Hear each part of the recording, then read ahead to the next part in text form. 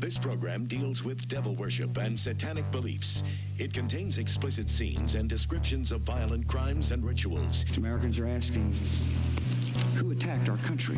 You have declared a subliminal jihad against the United States. Can you tell us why? Everything pertaining to what's happening has never come to the surface.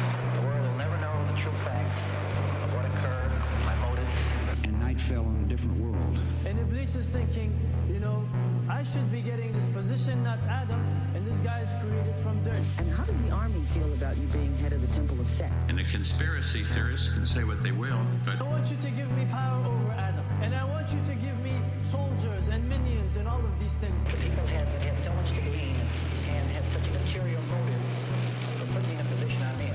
We'll never let the true facts come above board to the world. And I want you to be able to give me the ability to whisper into the hearts of mankind. And who was the grotto leader? Don't remember his name. You don't remember the name of a person who involved you in murder? Now these people are in very high positions, yeah? Yes.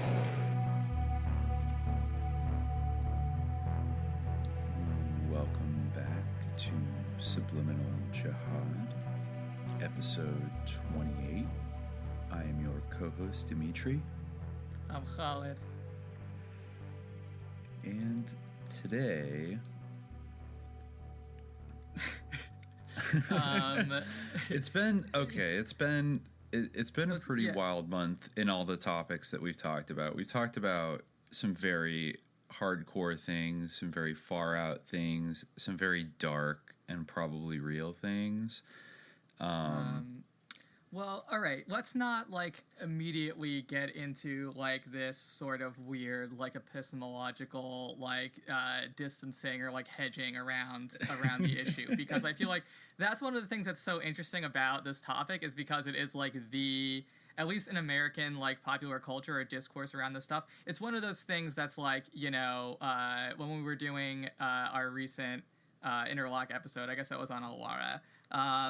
We read an article that was this BCCI banking scandal, it might be the real thing. Usually I scoff at these conspiracy theories, and their ideas of Elvis might still be alive. It's it's even more the whole Elvis might still be alive than the idea that Elvis might still be alive. It's the perfunctory, dumb thing that fools believe in. Yeah, who can forget that on the really one-of-a-kind premium television show, The Newsroom, by walk and talk auteur Aaron Sorkin in the early 2010s, that one of the chief characteristics of one of the characters in The Newsroom, played by Dev Patel, was his wacky belief in this quote-unquote conspiracy theory, which I remember kind of thinking was, a combination of sort of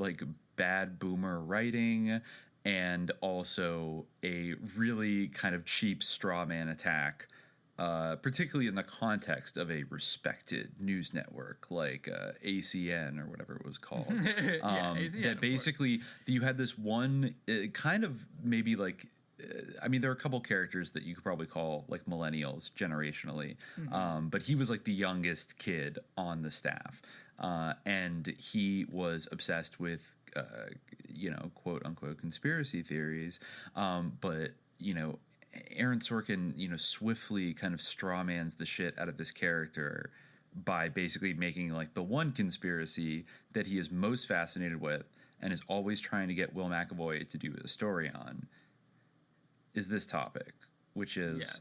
I don't know, do you want to do the honors in order to keep this epistemologically sound?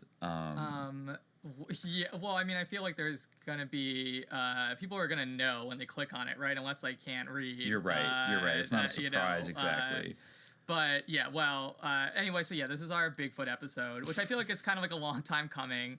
We were always going to do the Bigfoot episode, and I'm glad that this is one of the first cryptid ones that we're doing. And I really did, I kind of arguably maybe went too far in a few places in terms of doing like the research for this episode. You know, I did a lot, and I got a lot of stuff that I think is pretty good, pretty intriguing, you know, and a little bit, you know, off the beaten path as some of this stuff goes. And I think that we'll probably, like, you know, revisit this topic, I think, in the future.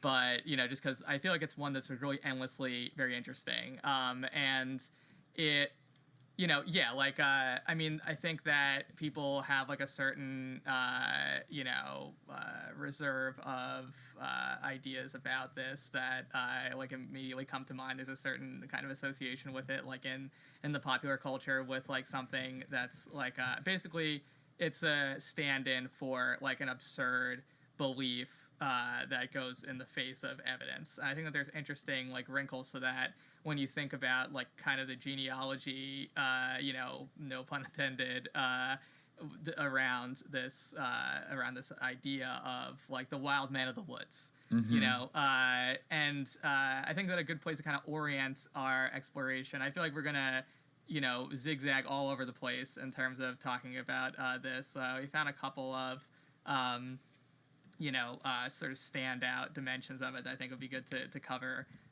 in this episode. But I think to orient it, I kind of picked out two interesting little stories. The first one is a poem from Brittany, or Breton, you know, sort of poem called, it's a dialogue between Arthur and, or King Arthur, and a figure called Gwench Hlan, who is like this sort of, you know, mysterious figure, but he's basically, you know, like a wild man. And he, you know, he lives in the woods. They kind of talk about a little bit who he is, but he has some connections with Merlin, even, like the figure of Merlin. You know, maybe you think of Merlin as being like kind of like druidic or whatever, but the association of him living in the woods, you know, is something that kind of, in some stories, you know, of course, there's a lot of stuff going into this Arthurian corpus, or the corpus around Merlin himself, and a lot of stuff kind of emphasizes his sort of wildness, and this story is one example of that, although he's not, of course, explicitly Merlin in this. And there's also a Scottish beast called Lealocan. I hope I'm saying that right, but, you know, and this name might be like a corruption of, or a permutation of something that means like sort of brother or sibling, which is an interesting thing to kind of follow. But Gwench Hlan itself, according to this translation by Anton Menard that I'm taking this from, kind of, he says that it's the element cloth is cognate with the Welsh cloth and the modern Breton clenv, meaning sick, weak, or ill. Gwyn is the word for wine in both Welsh and Breton, and it is possible the name simply means wine sickness, but the word for white or holy in Welsh is Gwyn, or Gwen in Breton, and the name were part of, if the name were part of insular tradition, as is Arthur, it might mean holy illness, or more loosely madness. That's an interesting sort of thing to pursue. But anyway, so this is the actual poem itself. Is kind of, this is how they situate Gwench Hlan. So, through the grace of God he lived. He had, beside that he was in the world, nothing but green leaves. He didn't have as much of a shelter as the other ones did who lived. He didn't have as much food. He was seen beneath a hood.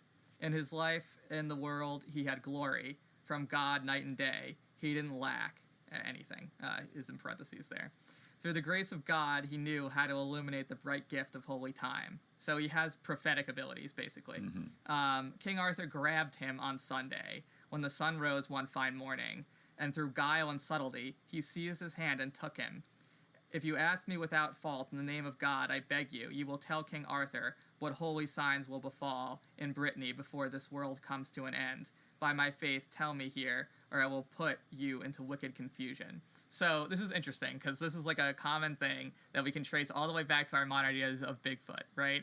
He needs to track this wild man into the woods. He has to use guile and subtlety to sort of snatch him, you know, and capture him. He's like this sort of rare prize that you want to get. And then when you finally nab him, he's going to tell you about the future. He's going to be able to prophesy things. And, you know, he can illuminate the bright gift of holy time, right? Which I think is a very beautiful phrase. But anyway, so Gwench Hlan, just to give you a taste, replies, I will tell you seriously as much as you will ask, you will know from me, except your death and my name. Many will trust in the world, more still in the church. The former will fall through vice. You will see among the people of the church priests without any justice. Every madman will seek office. Yeah, exactly.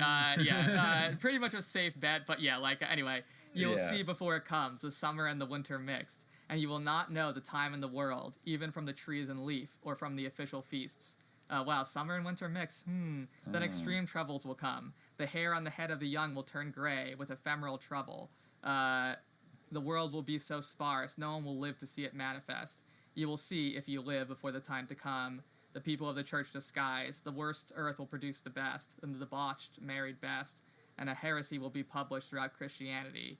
You will see and will hold to the greatest sorrow before the earth comes to an end.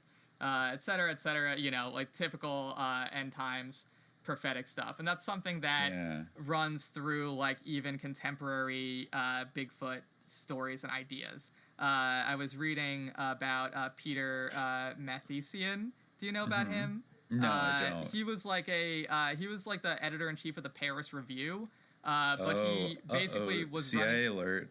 Exactly. He admitted that he was like running it as a front for the CIA. Wow. Basically, but he also was a big believer in Bigfoot. And he kind of wrote or talked about in his Bigfoot-related work that he, you know, this sort of connection between Bigfoot and the end times or the apocalypse or the sort of, and I think that is kind of a common theme even in a lot of other, you know, Bigfoot-related things where there's this sort of sense that, you know, the woods are disappearing, right? You know, like his habitat is in danger. That's definitely something I've seen before. Is the you know, sort of ecological argument. Yeah. Right. So I feel like that aspect, and that's kind of what he. That's kind of how he brought it out. I'm trying to see if I can dig up his remarks right now, but I also remember there was in this one interesting book that I read. About the, and I mean, of course, this is, I guess, really core to the idea of Bigfoot as being psychic, which he often is depicted as being. You know, I read a couple of books about the psychic Sasquatch, or one of my favorite, especially in terms of what the cover was the Sasquatch people and their interdimensional connection, which I think maybe you've read some of as well. And then that, the cover is definitely striking. Yes, it certainly is. Yeah, very memorable. So they, you know, in that book, of course, they're always making predictions. One of them, which I, you know, was taken by was when, you know, the author of the book is, I guess, in telepathic communication with the Bigfoots, and they prophesy, with the Sasquatch people or the Ancient Ones, and they say, you know, they write her a note, which they, you know, she actually pictures, and like it's in the handwriting of the Sasquatch, the sort of messy handwriting, and it says, "Some say men want to kill us. We are people, not Elohim, not Nephilim." So there's a giant connection, right? So this is kind of somewhat related. Not evil spirit. We are first people, seed of Adam, not of Cain. Another important thing to trace is the connection with Cain, but we'll go back to that. Learn good the old ways. Time is short. Soon come last war. We all will be safe in woods. So yeah, like that's like another sort of thing of like this sort of noble savage. There's obviously the big connection between, especially in the relation to the American Sasquatch, whose name is kind of an Anglicization of a native word. Is this sort of connection with the Native Americans? You know, they can kind of stand in for these natives in this kind of noble savage sense, and there's definitely like a racial component in a lot of like Bigfoot stories for sure. But yes. Anyway, so there's this whole idea of Bigfoot as being able to prophesy. And I wanted to bring up this story from a very kind of different context, which is this Sahih Hadith. You know, so these are the words of the prophet, which are presumably verified. You know, you can. This is according to Sunnah.com, because that's it's Sahih, so you can look it up with them if you disagree. Yeah. So the prophet allegedly, sallallahu alaihi wasallam, got on a minbar in the mosque, and he said, Some people among the inhabitants of Palestine traveled by boat in the sea, taking them here and there, until it cast them on an island among the islands of the sea. So there they found a beast, clothed, which its hair flowing, clothed with sort of flowing hair, it's literally then they were with a beast of clothes of hair, clothes of its flowing out hair. And so they asked, what are you? Ma auntie. And it said, I am al-Jassasa, which is, Jassasa is an interesting designation that it gives itself because for those who heard our Idris Shah episode and his famous idea of the Sufi as the spy of the heart, that was based on the same sort of root, JS, or Jasin. Interesting. So, yeah, this idea of, well, it's unclear kind of what, I guess, really the main connotation is a sense of spying. So maybe he's an advanced guard, or there's this sense of scoping out, or maybe a hunting beast, a hunter, you could say. But anyway, so they said, give us some news, report to us something. It said, I shall not give you any news, nor do I want any of your news. But go to the furthest village, for there is someone who will give you news and seek your news. So he's kind of passing the buck in terms of prophecy here. But anyways, this is what happens. We went to the furthest village, and there was a man fettered with chains. He said, inform me about the spring of Zuhar. We said, it is full and flowing. He said, inform me about Al Buhaira. We said, it is full and flowing. He said, inform me about the date groves of Baisan, which is between Jordan and Palestine. Do they produce food? We said, yes. He said, inform me about the prophet. Has he been sent? We said, yes. He said, inform me how the people came to him. We said, quickly. He leaped up to try to escape. We said, what are you? He said, I am the Dajjal. No. Yes. So, basically, this sort of strange creature, which is probably Dabat al-Ard, or the beast of the earth, but, it's interesting. It's an interesting depiction of the beast of the earth as being kind of talking, man-like creature. Covered in chains, wrapped in chains. Well, he's covered in hair. Dajjal is chained. He's just kind of a wanderer almost. And that's another kind of sense of Jassasa in terms of the hunting, sort of wandering across the land, seeking something, but maybe he's also the advanced guard of Dajjal in a way, or maybe he's just in the sort of function of, it does call him Daba. So that's basically the, what the same word that's used for Dabat al-Ard, the beast of the earth, which is the same thing in the Bible, so could have that signification, or it could just be, so it's open to interpretation, I suppose, but that's definitely one that comes very readily to mind. But the Dajjal is the one that's chained up, and he's trying to escape because the time of the hour is near, and he's sort of wherever this beast is. But anyway, so these are both medieval or late antique stories of this sort of hairy wild man. And his kind of prophetic capacity and his connection with humanity that, I think are interesting and kind of set the stage. And of course, it's something that goes, deep. There's many stories of this kind, many different stories about wild beings in the woods, human-like hairy creatures, going back deep into history. You could talk about satyrs and fawns and things like that, I think I can't remember, but were the lotus eaters from the Odyssey? Were they? Yeah, they were from the Odyssey. Oh, were they wild men, or were they just crazy people eating lotuses? Well, that's the thing about the lotus eaters was that they were on drugs, so at one time been normal people, but there's also the story of Nebuchadnezzar, he's also said to have been transformed into a beast, and there's of course famous stories in Islam, having to do with people who were disobedient being turned into apes and things like that. So there's definitely an idea of transformation that can happen, that Bigfoot, or I don't want to say Bigfoot because, it's not really it's kind of retroactively applying this concept, but there's definitely continuities there. And you these sort of wild men, sometimes they're conceived as being a separate race or a hellish or monstrous race that just exists out there and they're inherently monstrous. Sometimes it's maybe a transformation that happens, and they run the sort of continuity on the spectrum between man and animal, and that's kind of what I think is very basic to these stories all the time is the idea that, the idea of the uncertainty and the instability between humanity and animality. Something you could kind of say in our dolphin episode as well. Yeah, absolutely. The sort of discomfort that comes from the disruption of stable categories of personhood or humanity. I think that's kind of the sort of liminal space where Bigfoot and maybe some of his predecessors exist. Yes. If I can just throw out like a scientific question, has anybody made the connection between the sort of wild men stories and Neanderthals or associated peoples in sort of far back human history? Yeah. Mm-hmm. Like prehistory, basically, where, because it does sound that they have hair all over their body. In some cases, not all of these accounts seem to be that they are very tall necessarily.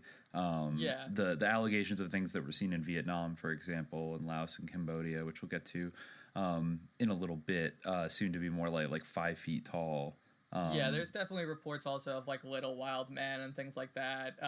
That's like an old thing. Like even I remember like there's a very popular idea about like fairies being kind of like a memory of like a smaller race of peoples that were kind of wiped out, and I've definitely heard that theory floated. One of the essays I read about it was called Disappearing Wild Men. It's in a book called Anthropology of Extinction. Mm-hmm. And he basically posited that there probably was some connection between these ideas of and that's often how they're abominable snowman type creatures are seen today as being like relic hominids, Mm-hmm. like that they're like a lot of people think Bigfoot is like Gigantopithecus or something, Mm-hmm. I think maybe I've heard before like the missing link. Yeah, something like that. Yeah, which has kind of fueled maybe some of the passion towards capturing him or finding him. And that's the main sort of scientific idea. So that's an interesting thing with the Bigfoot stuff is that Bigfoot is in that Marjorie Halpin, who wrote a little bit about this and was kind of the original Bigfoot girl, she, I guess she was quoting someone else, I forget who, but, she wrote a book about man-like monsters, or she edited a volume about man-like monsters through history, and she used this phrase called, the goblin universe, And she, I think, also even pointed out to this tension where a lot of these sort of Bigfoot researchers, both amateur and professional, their goal is almost to make Bigfoot into the scientific thing where it's becomes a legitimate area of research and brings it out of this sort of goblin liminal dimension, but that is a lot of the time a kind of very important component of how these things function, and it's almost like the struggle to legitimize it almost seems like doomed to fail or kind of part of the weird or the strange aura around all this stuff, and I feel like it won't ever be successful. I feel like there's something insofar as you can call this a real phenomenon. I feel like I don't know, the whole idea of relic hominids is maybe there's something to that in terms of the perpetuation of this. I mean, maybe Bigfoot is the ghost of some relic hominid or something like that. It did make me think about in the Soviet parapsychology episode, the sort of the part at the end about energetic ghosts being sort of an imprint of a memory, an energetic imprint of a memory. And so if you did have especially in undisturbed forest areas, let's say, where people maybe would have lived on the same plane, if we're adopting those rules, perhaps, seeing a Bigfoot wandering around is just the memory of a Neanderthal hunter from 40,000 years ago. Mm-hmm. Yeah, definitely the idea of the Neanderthal is, and I think that even in the Almasty stories, or in Russia, the connection with the Neanderthal was made more strongly. In America, they often have to say it's Gigantopithecus or something else, but in Russia, a lot of time they would try to say Neanderthal. Yeah, and they have found a lot of Denisovan skeletons in, I think, Siberia and in Central Asia over the last 20 years or so. So there was at least, and yeah, Neanderthals were kind of all around Northern Europe and probably the Northern Eurasian plains and in the Caucasus and things like that. So it's not totally, and a lot of those areas were quite remote. So it's not totally, it kind of makes sense. It fits in a way, Yeah, I mean, it's possible, and I think it's more possible in some places, more than others. This is what Gregory Forth says in that essay that I mentioned, Disappearing Wild Men. That's the title. There's also a subtitle, but it's in this book, Anthropology of Extinction. At least it's printed there. It might be printed elsewhere too. But anyway, so he says, although not clearly universal in the same way as spirits, the wild man is nonetheless a widespread representation that is not specific to a single cultural tradition or a kind of social system, and cannot readily be explained as an imaginary social construct or a special cultural symbolism. Stories of wild men, including the legend of their destruction and extinction, reflect an equally widespread human attitude towards other zoological kinds, and especially to creatures that appear hominoid but not quite human, and which may therefore challenge the conceptual boundary of humanity and animality. Like we mentioned, regularly revealing themes of capture, confinement, and extermination, just like in the sort of story that we talked about. Scenarios such as the one depicted in the Florinese story of the Ebu Gogo. He is really all about connecting this, Ebu Gogo to, sort of small relic hominoids. But like comparable traditions from other parts of Southeast Asia and elsewhere, reveal that the idea, if not always the reality, of a deliberate extermination of entire groups is not a recent invention of modern or modernizing societies. It might even be a significant factor of human evolution. He's basically referring to the idea that human beings, wiped out other genus. I've always been fascinated by that hypothesis that the reason the Neanderthals and the Denisovans aren't around anymore is because that was our first genocide. Yeah. Basically. And, that's a pretty... That's an hypothesis that does have some cachet. But anyway, he just says, if there is an archetype to which various wildman images respond, one of its main components appears to be exclusion, persecution, and extirpation leading to extinction, either as the fate of the wild man or as an aspect of relations with humans.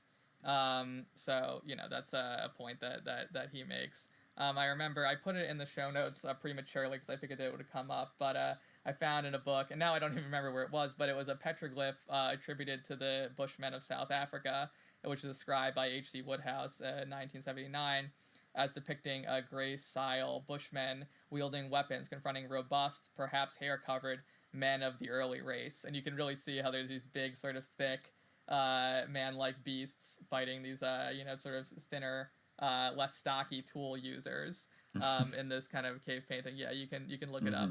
It's a men of the early race. So yeah, there's definitely this idea of and that's something that's very consistent in a lot of these stories, that they are in some way a predecessor of humanity, or they are basically extremely human-like in every way. They're just hairy people, maybe big hairy people with big feet, I guess. But, a lot of the time, they usually I guess I'm not as familiar with the ideas that they're telepathic or things like that, but I don't know. I mean, would you say the preponderance of sort of Bigfoot, wild man legends, how are they able to speak? It really depends. That's the thing. That's one of the big debates, because that's kind of the crux of a lot of this stuff. I guess it is. It's are they more human, or are they animal? Exactly. The uncertainty over whether or not this is sort of a relative of a gorilla or relative of man gets very fraught. And there's that's kind of an interesting thing that I want to bring up from actually an essay by Marjorie Halpin, who I mentioned. She worked on the Tsimshian people. I hope, again, I'm saying that right, but yes. There's going to be a lot of ancient names that we're probably going to struggle with in this episode. Indigenous names, but anyway, Sasquatch itself is a mangled name. It's a Sasquatch or something. It's the actual, but anyway, or Sasquatch, or Quest, but anyway, and she talks about like a quality that these people sort of used, or a concept that they had of bitwas, and basically that's the sort of ability or the man-likeness of an animal, or sort of the mimicry capability. I think we'll table that up until like after we talk about some of the no, maybe it's good to talk about this now, and we'll just follow the sort of tangent, and we can do the Cold War like Yeti stuff afterwards. But she edited this volume called Man-Like Monsters on Trial. And she, which is basically all about Sasquatch. And it's interesting because it brings together, and I think she co-edited it with Grover Krantz, or he was involved somehow, who was like a very big Bigfoot person. He was one of the most like serious Bigfoot academics, and it kind of, he had problems, like, he didn't read enough of the current scholarship in his field, but his research kind of suffered, and he kind of maybe blamed the fact that he was into Bigfoot for derailing his career a little bit, but so it's similar to that. But anyway, he also worked on this, but she wrote a very interesting article called The Tim Shan Monkey Mask and Sasquatch, where she talks about this quality of Bewas, which is sort of the or Bawis, I've been saying it wrong, but it's a Bawis category. Monkey and Sasquatch are like kind of included in this, but a big, probably the biggest for them, and the Timshan people, or the Simshan people, their biggest sort of representative of this, or the one that they turn to a lot of the time, is the otter, or the land otter. Land otter, okay. Yeah, she writes, prior to the European introduction of the monkey, the land otter was probably perceived as the most human-like animal in the Simshan environment. It is also anthropomorphized by non-Indians, who consistently describe it in terms of human qualities. Of course, otters, they're very cute. If an otter can't, a naturalist, for example, writes as follows: if an otter can't have fun doing something, it simply won't do it. This might be an exaggeration, but only a slight one, for the otter seems to make light of nearly everything it does, and is without doubt the most fun-loving of all native wildlife. Whether traveling, feeding, or merely enjoying the family group, it finds time for fun and games. The otter seems to feel that life is just too wonderful to be overly concerned about anything, even things that most wildlife consider extremely serious business, such as eating. The that is otters, true. That is true. If you've ever been to Pier 39 and seen those sea lions, they're just chilling 24/7. Well, yeah. I mean, sea lions are different, but yeah, I mean, they are just chilling. I love those sea lions, but I mean, otters are adorable. But anyway, there's actually kind of like a dark or malevolent aspect to the otters in this culture, which is interesting because we think of them as being like these adorable, like fun-loving creatures, But because they have this sort of human-like quality, there's actually kind of a malevolence attached to them, and like a trickery component. So, and they can sort of drive you insane. Whether we consider the combined attributes of both land and sea otters, or land otters alone, we are certainly dealing with an animal having the Bawis ability to create a perceptual bridge uniting man and animal. In Simshan belief, land otters have the power to transform themselves into simulacra of humans, and to possess or take away the minds of those who encounter them and yield to their dangerous enticements. Whereas only one without fault could see Wealth Woman and her child, another sort of figure with this ability. It seems that it was expressly those with faults who were most likely to see the land otter people. One of the people who are most vulnerable are people who there's a connection with incest, actually, where if you're in the forest kind of thinking of a sexual partner in some way, the otter can take on this shape, or they can kind of metamorphose themselves into this being. She says that these stories a lot of time explore the dangers inhering in the close brother-sister relationship in a matrilineal avunculocal system in which a man's sister's son is a successor. So that creates like problems, like, were a man to enter into a direct incestuous relationship with his sister in order to father his own heir, death would result to the village as well as to the sister and her son. This is told in kind of these sort of stories of the seduction by these Ba'wis beings. So a lot of the time they have, like, if you have these sort of faults or these failings, they you're vulnerable to them. She writes, ordinary humans are vulnerable to land otter possession on the sea when they have capsized and are in danger of drowning, and on land when they are in the forest thinking of a sexual partner. Possession is manifested by insanity, which, if not cured by a shaman, leads to death.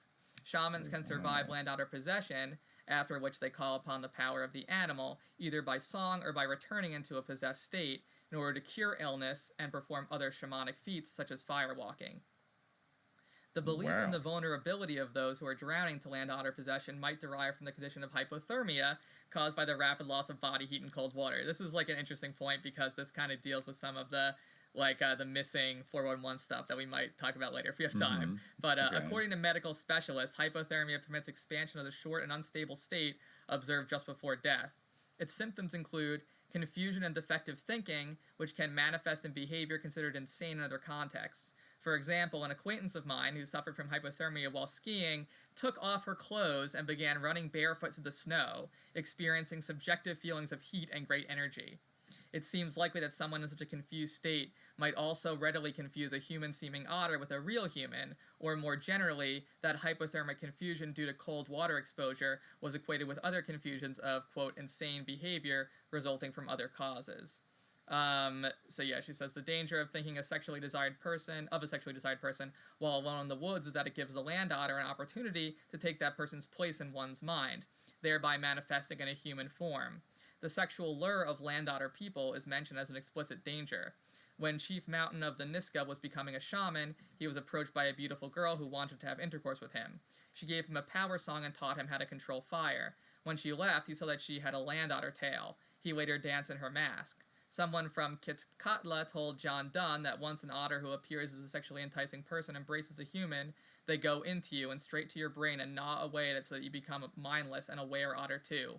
You don't live too long after that happens to you. You start acting crazy, then you get sick and die. There's another story of a man who vowed he would never succumb to the land otters.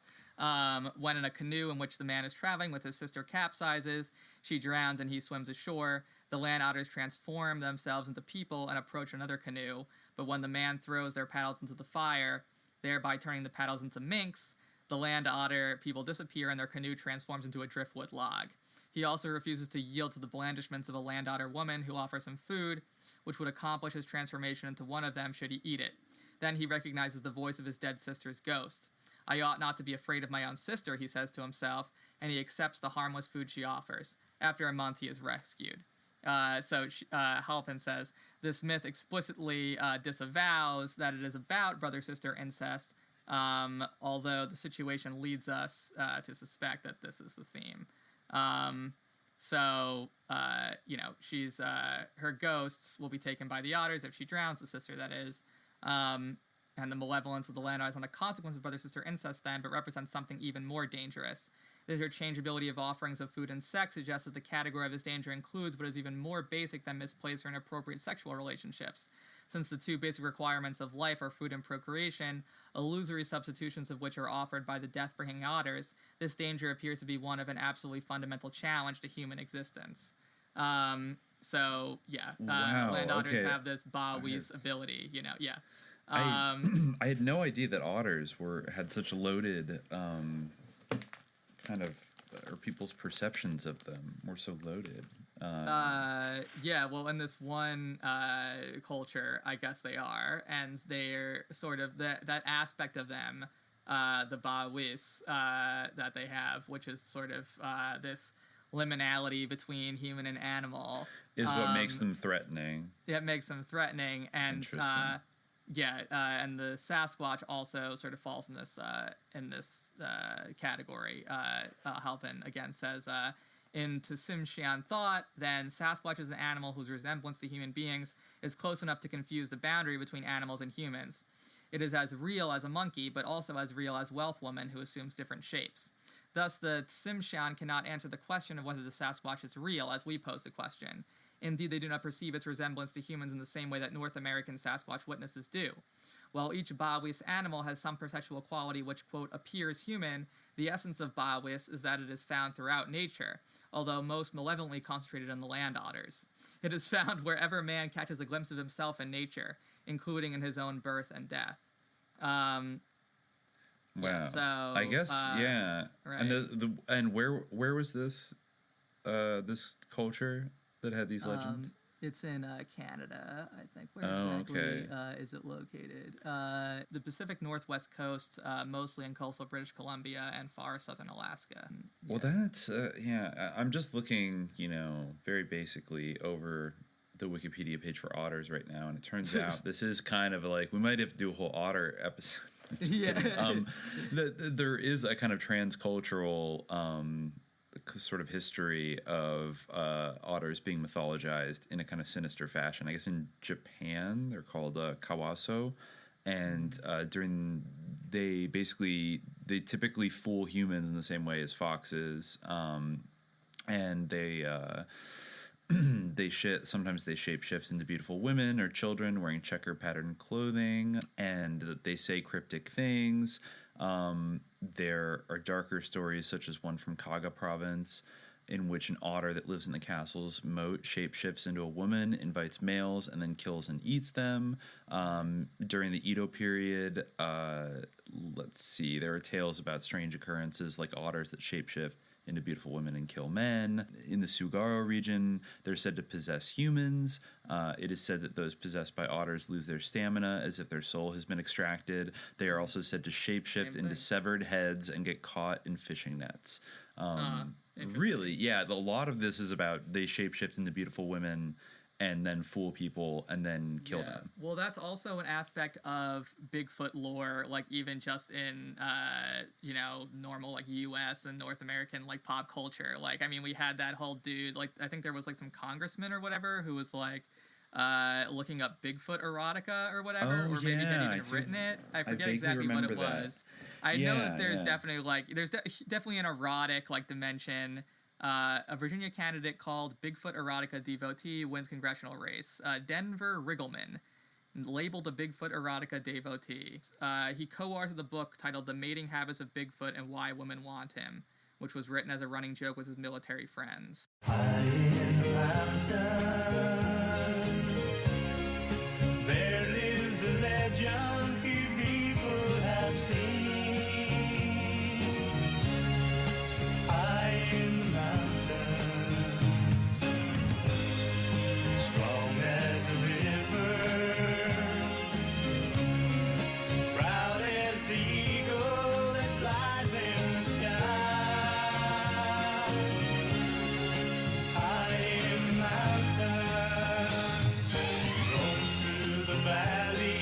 makes the high mountain his home. There in God's country, he just wants to be left alone.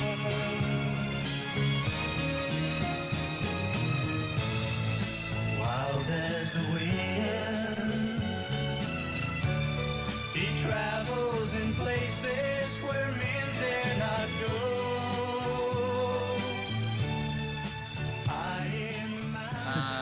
Interesting. With his military friends.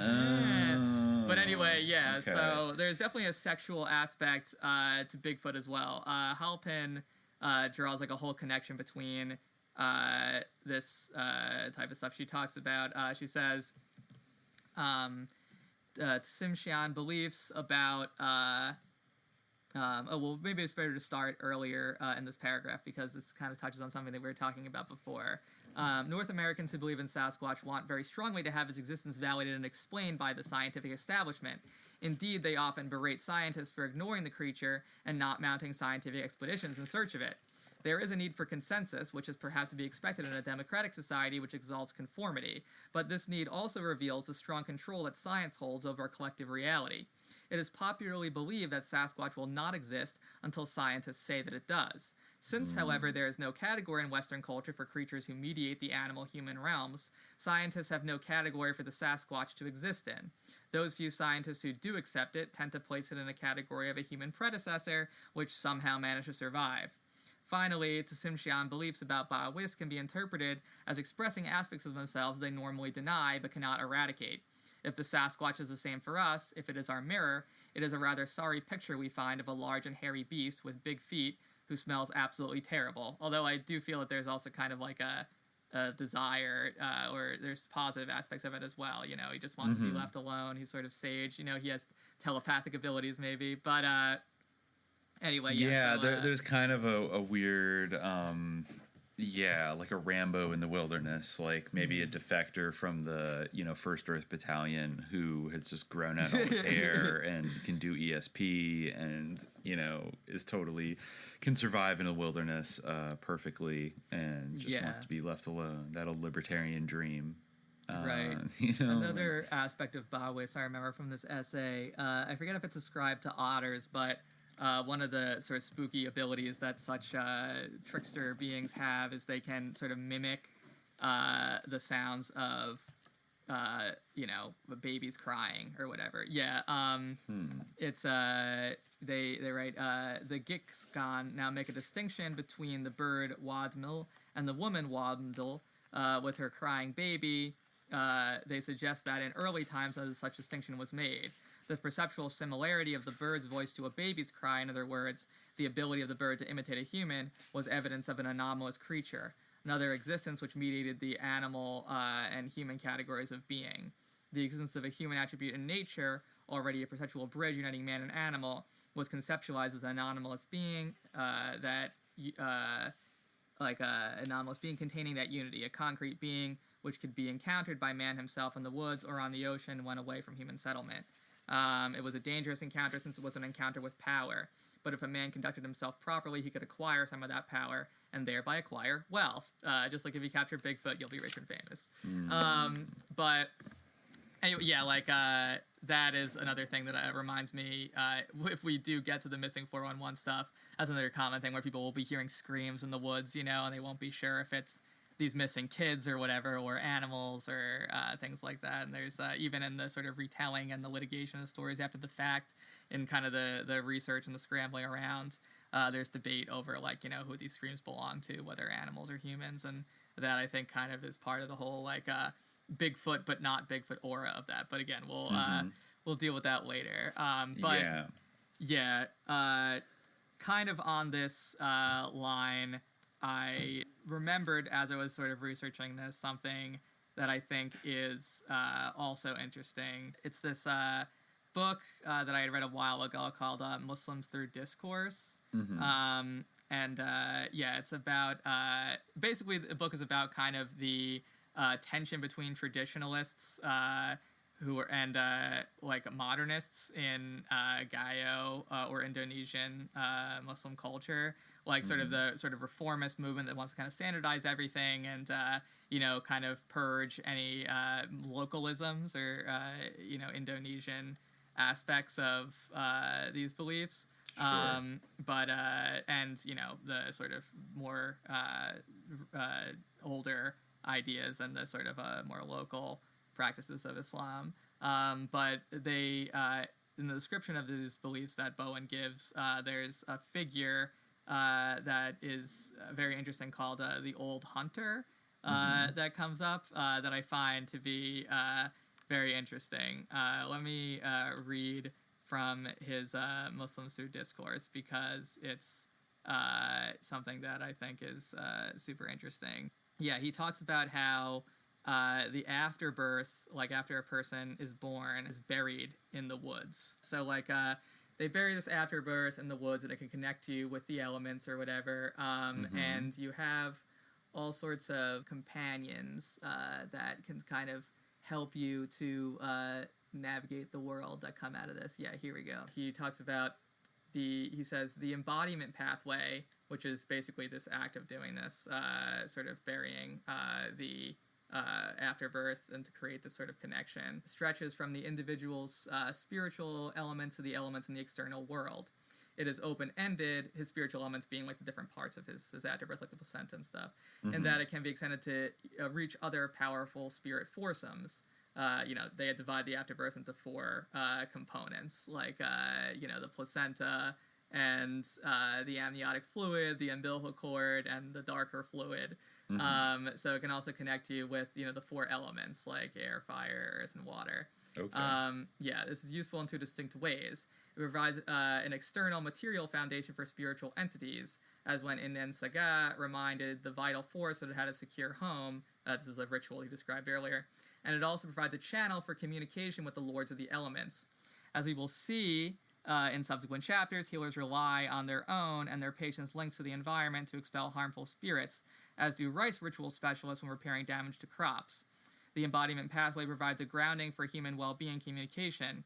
It explains how it is that humans are spiritual and connected to God and Muhammad, and yet also corporeal, able to affect the physical world. The empowerment pathway then provides the means for converting inner, or batin reality, into an instrument for the manipulation of the outer, lahir is lahir, I guess in Indonesian it's lahir, world.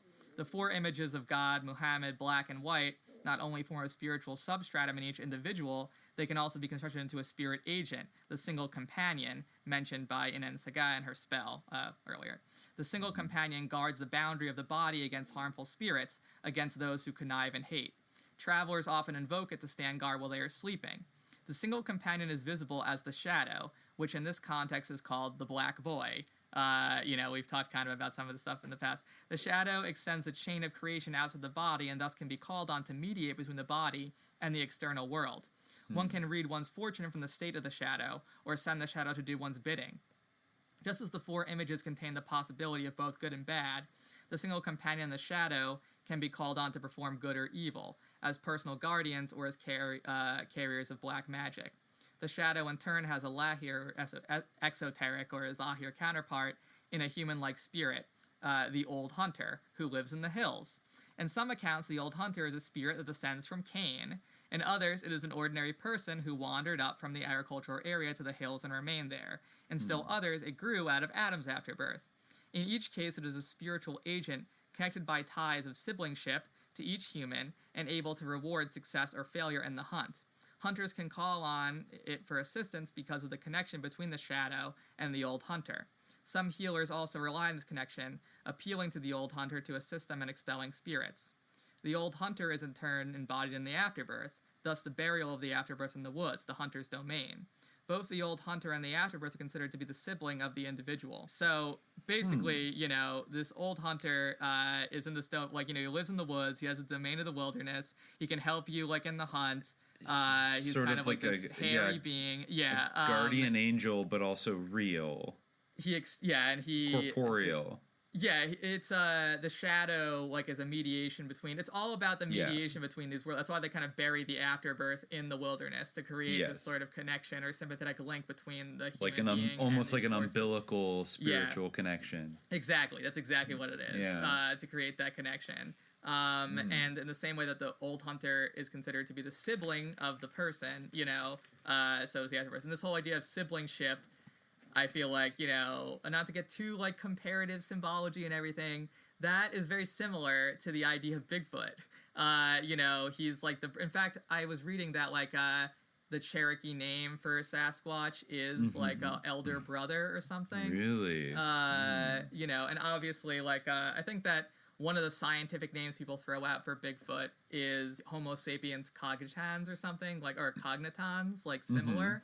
And so just very, so this whole idea of closeness, brotherhood, it has a certain parallel, but and of course its domain being in the woods, it has a certain malevolent aspect, and there's also the link to Cain, which of course is a thing, in Mormonism, that's the Mormon reading of Bigfoot, that Bigfoot is, Cain. Is the children of Cain? Or literally is Cain.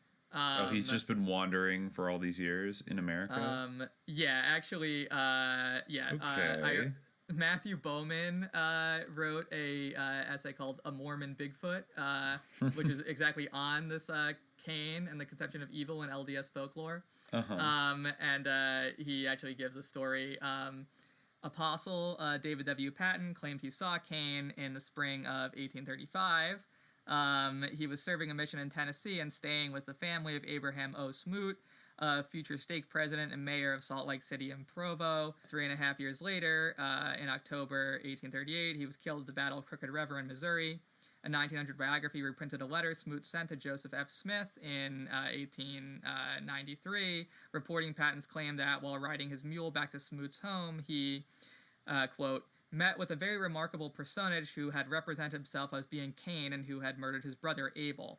I suddenly noticed a very strange personage walking beside me for about 2 miles. His head was about even with my shoulders as I sat in my saddle. He wore no clothing but was covered with hair. His skin was very dark. He said that he had no home, that he was a wanderer on the earth. He said that he was a very miserable creature, that he had earnestly sought death, but that he could not die, and his mission was to destroy the souls of men. I rebuked him in the name of the Lord Jesus Christ and by virtue of the holy priesthood, and commanded him to go hence, and he immediately departed out of my sight.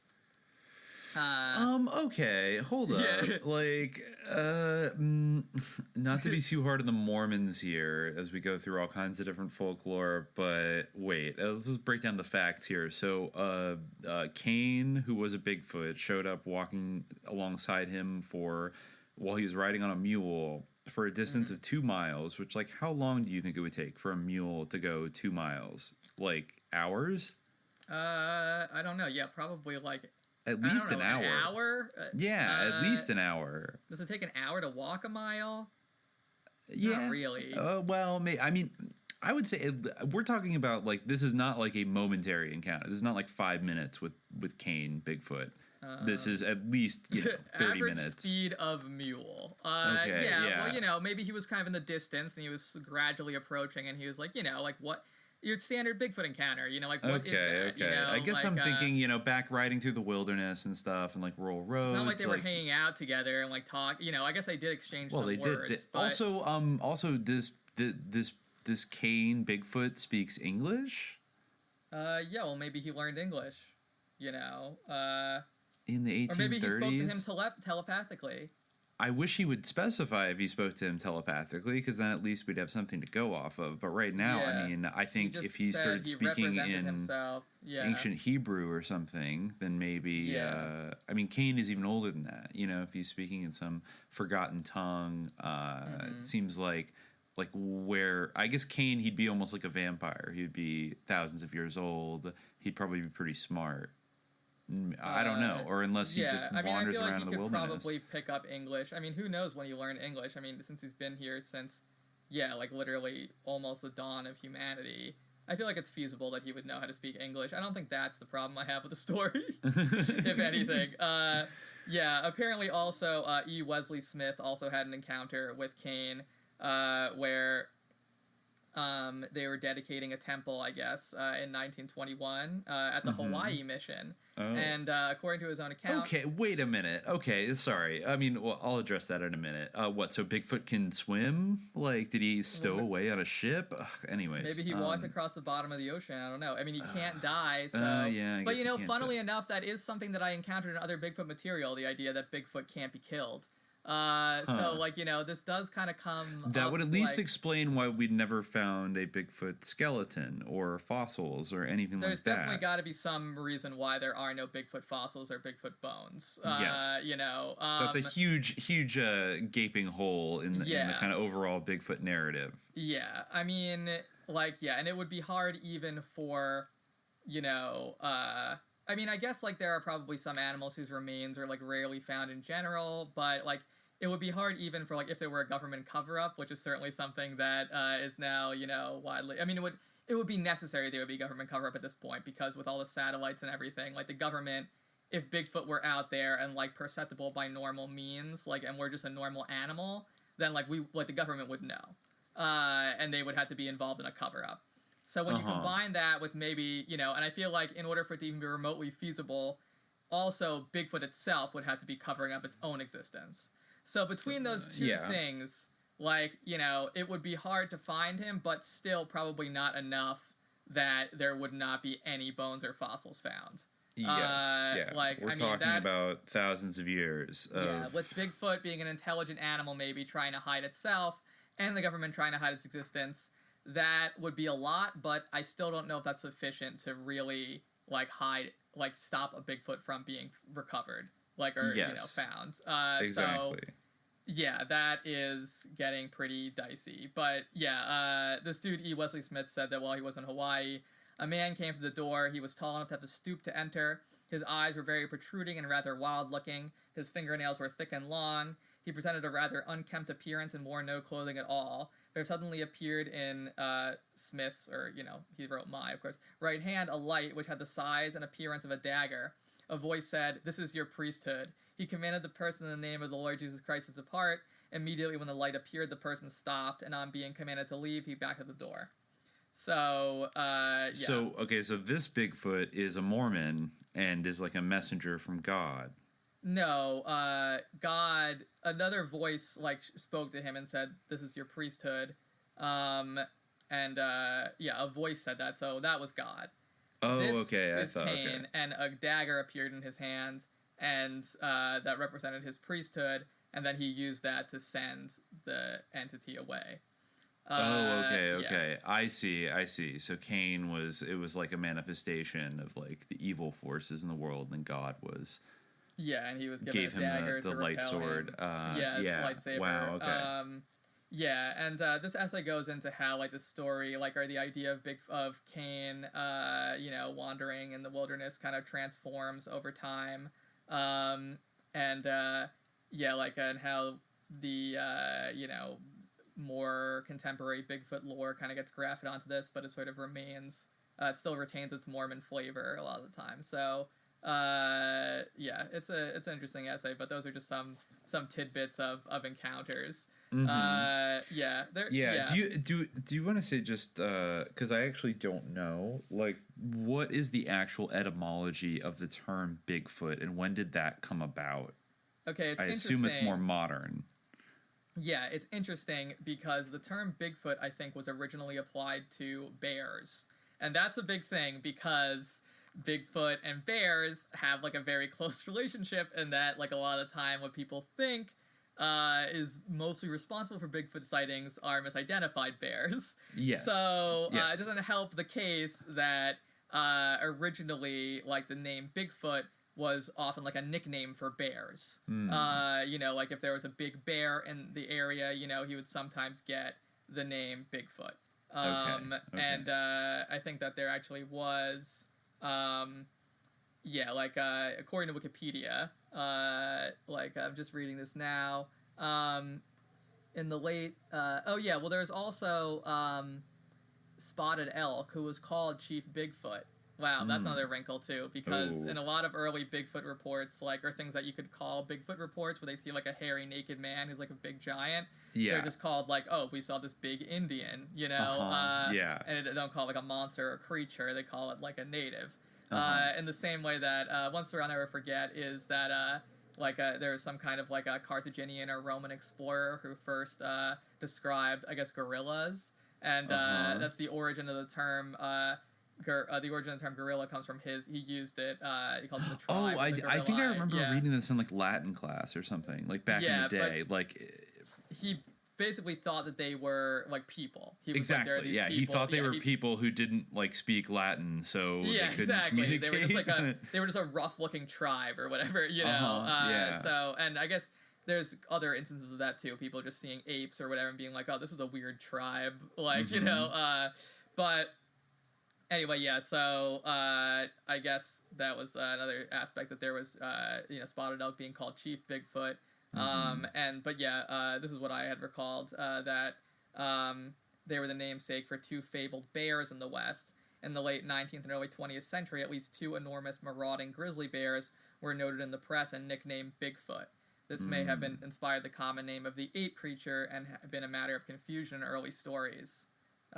Interesting. So, and the name actually became widespread as a reference to Sasquatch after a photo of bulldozer operator Jerry Crew holding a cast of a track was spread by wire service in 1958.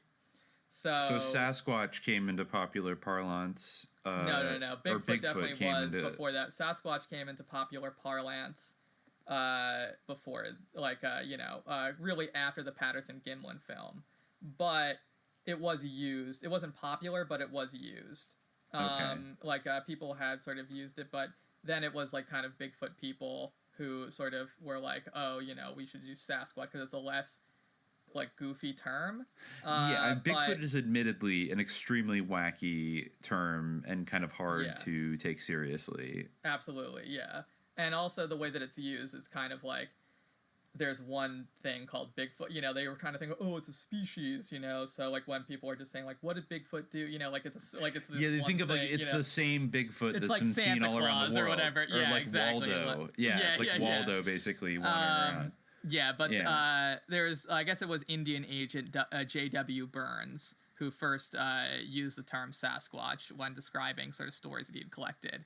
But I don't think I think the term Bigfoot for this creature was popularized first, and then people started to say like, wait, let's call it Sasquatch because it's cooler, and they had seen these other stories referring to it, and they kind of brought it out for that reason. So yeah, that was that's interesting.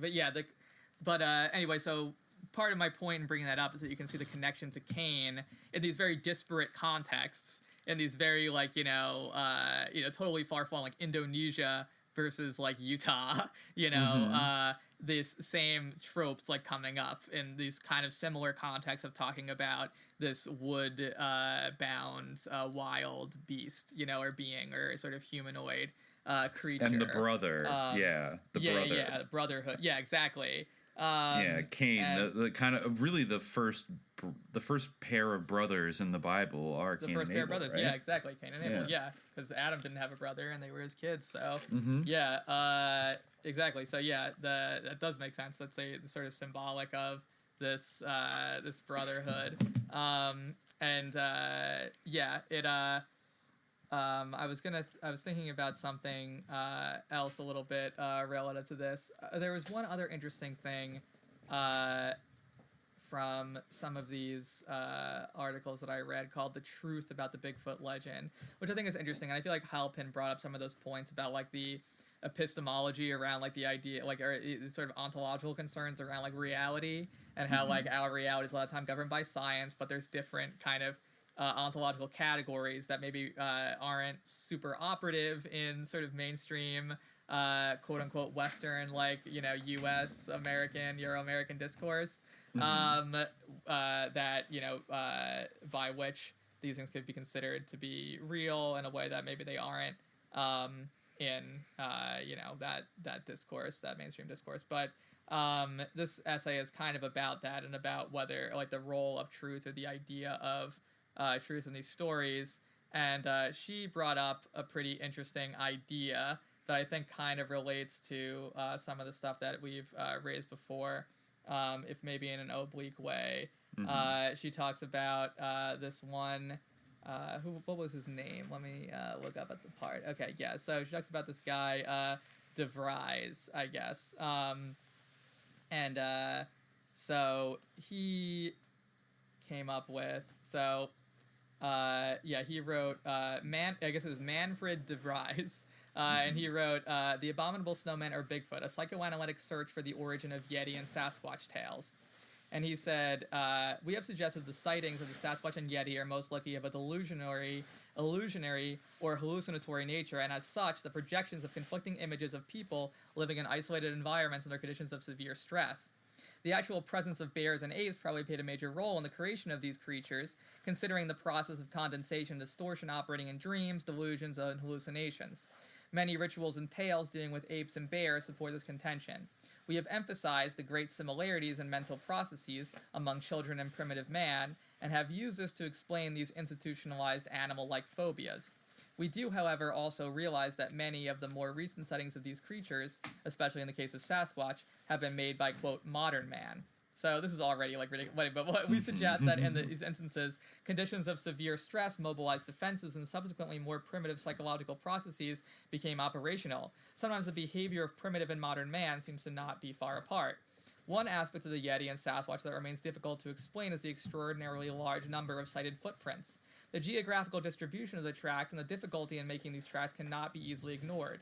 Apart from a real hoax, one hypothesis about this phenomenon could be that some individuals, in an attempt to master their fears of such strange creatures, are engaged in a total identification process. Imitation and impersonation becomes a consequence. It may explain the presence of these giant footprints. So wait, he's saying that people are dressing up as like a Bigfoot and like stomping around and leaving footprints. Basically, like people lose it under stress and under like their sort of inability to reconcile like their fear of kind of what we talked about, like this Baoist aspect, you know, of animality, humanity, like, and so their fear, trying to master, quote, their fears of strange creatures, they basically snap. And then they create Bigfoot tracks and like basically become Bigfoot in their minds, you know, like kind of.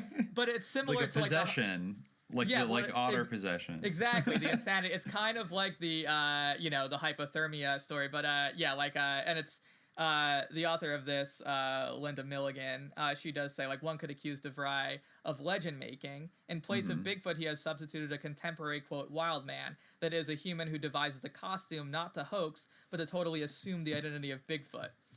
Such psychological aberrations do occur. Stan Gordon, director of the Pennsylvania Association for the Study of the Unexplained, and psychiatrist Berthold Erich Schwartz investigated a case in Uniontown, Pennsylvania in 1973 in which a young man was so frightened by Bigfoot-like creatures that he seemed to go through the process of identification and impersonation described by DeVry.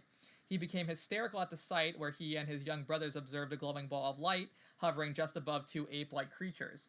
As police investigators, the brothers, and their father searched the area for evidence hours after the sighting, the young man became hysterical, then began growling like an animal and tossed his father and one of the investigators to the ground. It should be noted, however, that his animal behavior was temporary. Such behavior would have to be widespread and far more sustained to account for the footprints found across the continent. She does say that this did happen at one point. Wow. Or something similar to that. That's very like altered states. Yes, it is very as well. States. You know, literally turning into Bigfoot, like regressing to your primordial, more animalistic state in a frenzied madness. Yeah. Wow. Yeah, and it's interesting. Like, I feel like DeVry's dismissal of dreams is like a good kind of sticking point for this, because like in a lot of cultures, like including like Islam, you know, like I mean, one of the most like commonly like a very typical idea in Islam is like the idea that if you, for instance, see a prophet, that you see the prophet Muhammad or maybe even another prophet in a dream. I think really the prophet is the only person that Satan can't impersonate. So if you see him in a dream, that is really him. Okay. So there's sort of an idea of the ontological reality of dreams. And of course, like in these sort of scientific discourses, if you say Bigfoot is a dream, then you like that implies that it's not real. This is like kind of, I think it's a simplistic way or an accessible way to frame this kind of epistemological problem that comes up around like not only this issue, but a lot of similar issues, like the unreality of experiences versus like the trying to establish some kind of objective reality, where these things don't have the same ontological status. And how sometimes that can be sort of culturally chauvinistic, or because lest we forget, this is very popular indigenous idea. It's true that it is. So, Sasquatch is a corruption of at least an indigenous word. So we don't want to demean these different epistemologies. But no, we don't. Wherever he pops up around the world, we don't want to take that chauvinistic approach. No. Hear the sulphur river flows, rising when the storm cloud blows, and this is where the creature goes, safe within a world he knows. Perhaps he dimly wonders why is there no other such as I, to touch, to love before I die, to listen to my lonely cry. Where he searches, where he goes, this of course nobody knows. But once you've heard his lonely cry, you can guess the reason why. For whether he's a beast or man, what drives him wandering across the land, his love for others of his clan, a loneliness he cannot stand.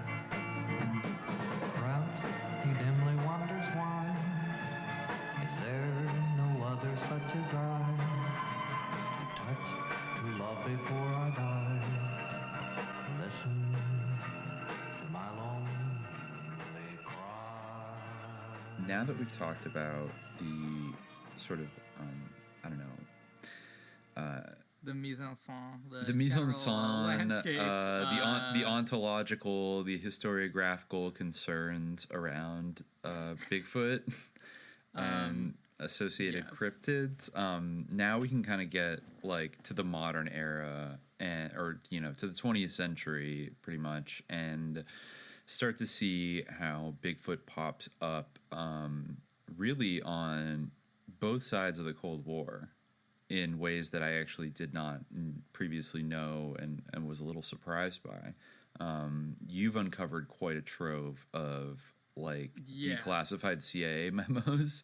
I was actually stunned by just as a caveat, a lot of the stuff that we talked about in the earlier portion, those beliefs and those practices in Indonesia, those kind of persist today. But anyway, I was shocked by, in the Cold War context, how much there was a huge intelligence connection with the Yeti and hairy hominid research. Pretty much every big researcher of this had some kind of intelligence link. Yeah, I mean, well, it kind of, even with the Al Jassasa, where the sort of spy, I came across, while I was looking at the notes, this quote from the Sasquatch people on their interdimensional connection, where the author says, "We must go back and examine the fact that the forest giants are incredible mind readers. The ultimate spies, if you will, trained to be clandestine by a secret forest society, protecting themselves from the dangers of superficial man." So there's some kind of weird connection there. This shit is fascinating in that dimension of Bigfoot, even more so, I think, than kind of the zoological lines of inquiry into Bigfoot. Is he a descendant of a blah, blah, blah. The fact that he plays some kind of important liminal societal role to a community. Yeah. The whole standard it's an undiscovered ape, we must find it, that just doesn't seem tenable. There's something, but anyway, there's even if it were all fake, this Cold War stuff is interesting because it's a battleground for sort of gamesmanship between the United States and the Soviet Union, in the same way they've kind of talked about with dolphins, dolphins, mind control, UFOs, remote viewing, etc. And at first, it's interesting that at first, when we did our previous Awara episode on Soviet parapsychology, the book I was drawing from, the New Soviet Psychic Discoveries, I did think it was a little bit funny upon first glance that there are all these different kind of paranormal subjects covered in the book, and then there's a chapter on the Almasty of Dagestan. And I thought, it's interesting that the Soviets, both that the Soviets would take their time, some of the people they were interviewing would take their time to organize a meeting with somebody who claims to have encountered a wild man Yeti type creature called the Almasty in 1941 during World War II, and also that the American authors are interested enough in the Bigfoot lore to include it alongside talk of UFOs and ETs and ESP and things like that. So they, even though Bigfoot kind of seems sometimes that it's even an order of, it's either in a separate category because it's more cryptozoological, or it's on a category of ridiculousness that is beyond even these other things. In some ways, I think a lot of people would be more likely to entertain the idea of aliens than they would of Bigfoot, especially in these more telepathic, kind of spiritual, paraspiritual kind of ways. Yeah, that's interesting because I feel a lot of Bigfoot researchers feel the opposite, and they try to bury or suppress or disregard all the reports of Sasquatch having to do with UFOs, or and they're no, it's a flesh and blood creature, we don't want any of the UFO stuff involved here. So they feel it has they think that it's more accessible if they, or more believable if they get rid of any UFO connection. Yeah. But in a way, are they limiting themselves by, if you're gonna dive in on the Bigfoot topic? Well, they're not really being open-minded, are they? You know, they're not considering all the evidence that's available. You know, they're instantly writing off a lot of this UFO stuff. Much like a ufologist who would refuse outright to consider the idea that UFOs were jinn. Exactly. Kind of like that. It's like, well, no. That's religion. That's not the what I'm talking. I'm talking about real aliens, like scientifically coming here, you know, in our plane of existence, and just shutting off that interdimensional doorway. It's a very weird thing. Actually, that's kind of like one of the big themes of one of the books I read, Searching for Sasquatch, by what was his name? Books something. It's Brian Regal. Is his name, so completely different from what I thought. But yeah, it was kind of the main theme was that was how kind of a lot of these amateur researchers like are always clamoring for scientific acceptance, but like, you know, the thing is that if Bigfoot were accepted by science, they all would be out of a job because then they would have to go to grad school and actually like get a degree in Bigfoot studies. And like, it is a paradox, isn't it? Yeah, exactly. And also like, and add to that the fact that like a lot of this Bigfoot stuff, like the sort of scientific approach that they're like really adamant about taking, and like sort of banishing anything that seems kind of in that realm of the uncanny or the weird. You know, that almost seems like less of a practical approach to it. In the same way that we kind of talked about how the ET hypothesis around UFOs sometimes seems more wacky than considering something, you know, more interdimensional. That it's on a whole nother order of magnitude. So I think maybe to start out, like both chronologically, and I think it's a good jumping off point because I think actually the sort of interdisciplinary Soviet approach to analyzing the Almasty is actually, I would say maybe it at least in the presentation of this chapter, doesn't feel as kind of schizophrenic as the American reaction, where you have all the experts, all the credentialed scientists on one side who will not entertain this Bigfoot nonsense at all, and then you have kind of the believers who are like not expertly trained, but have the open-mindedness necessary to tackle this topic. But I think there was like a little bit more of a synergy in these Soviet circles.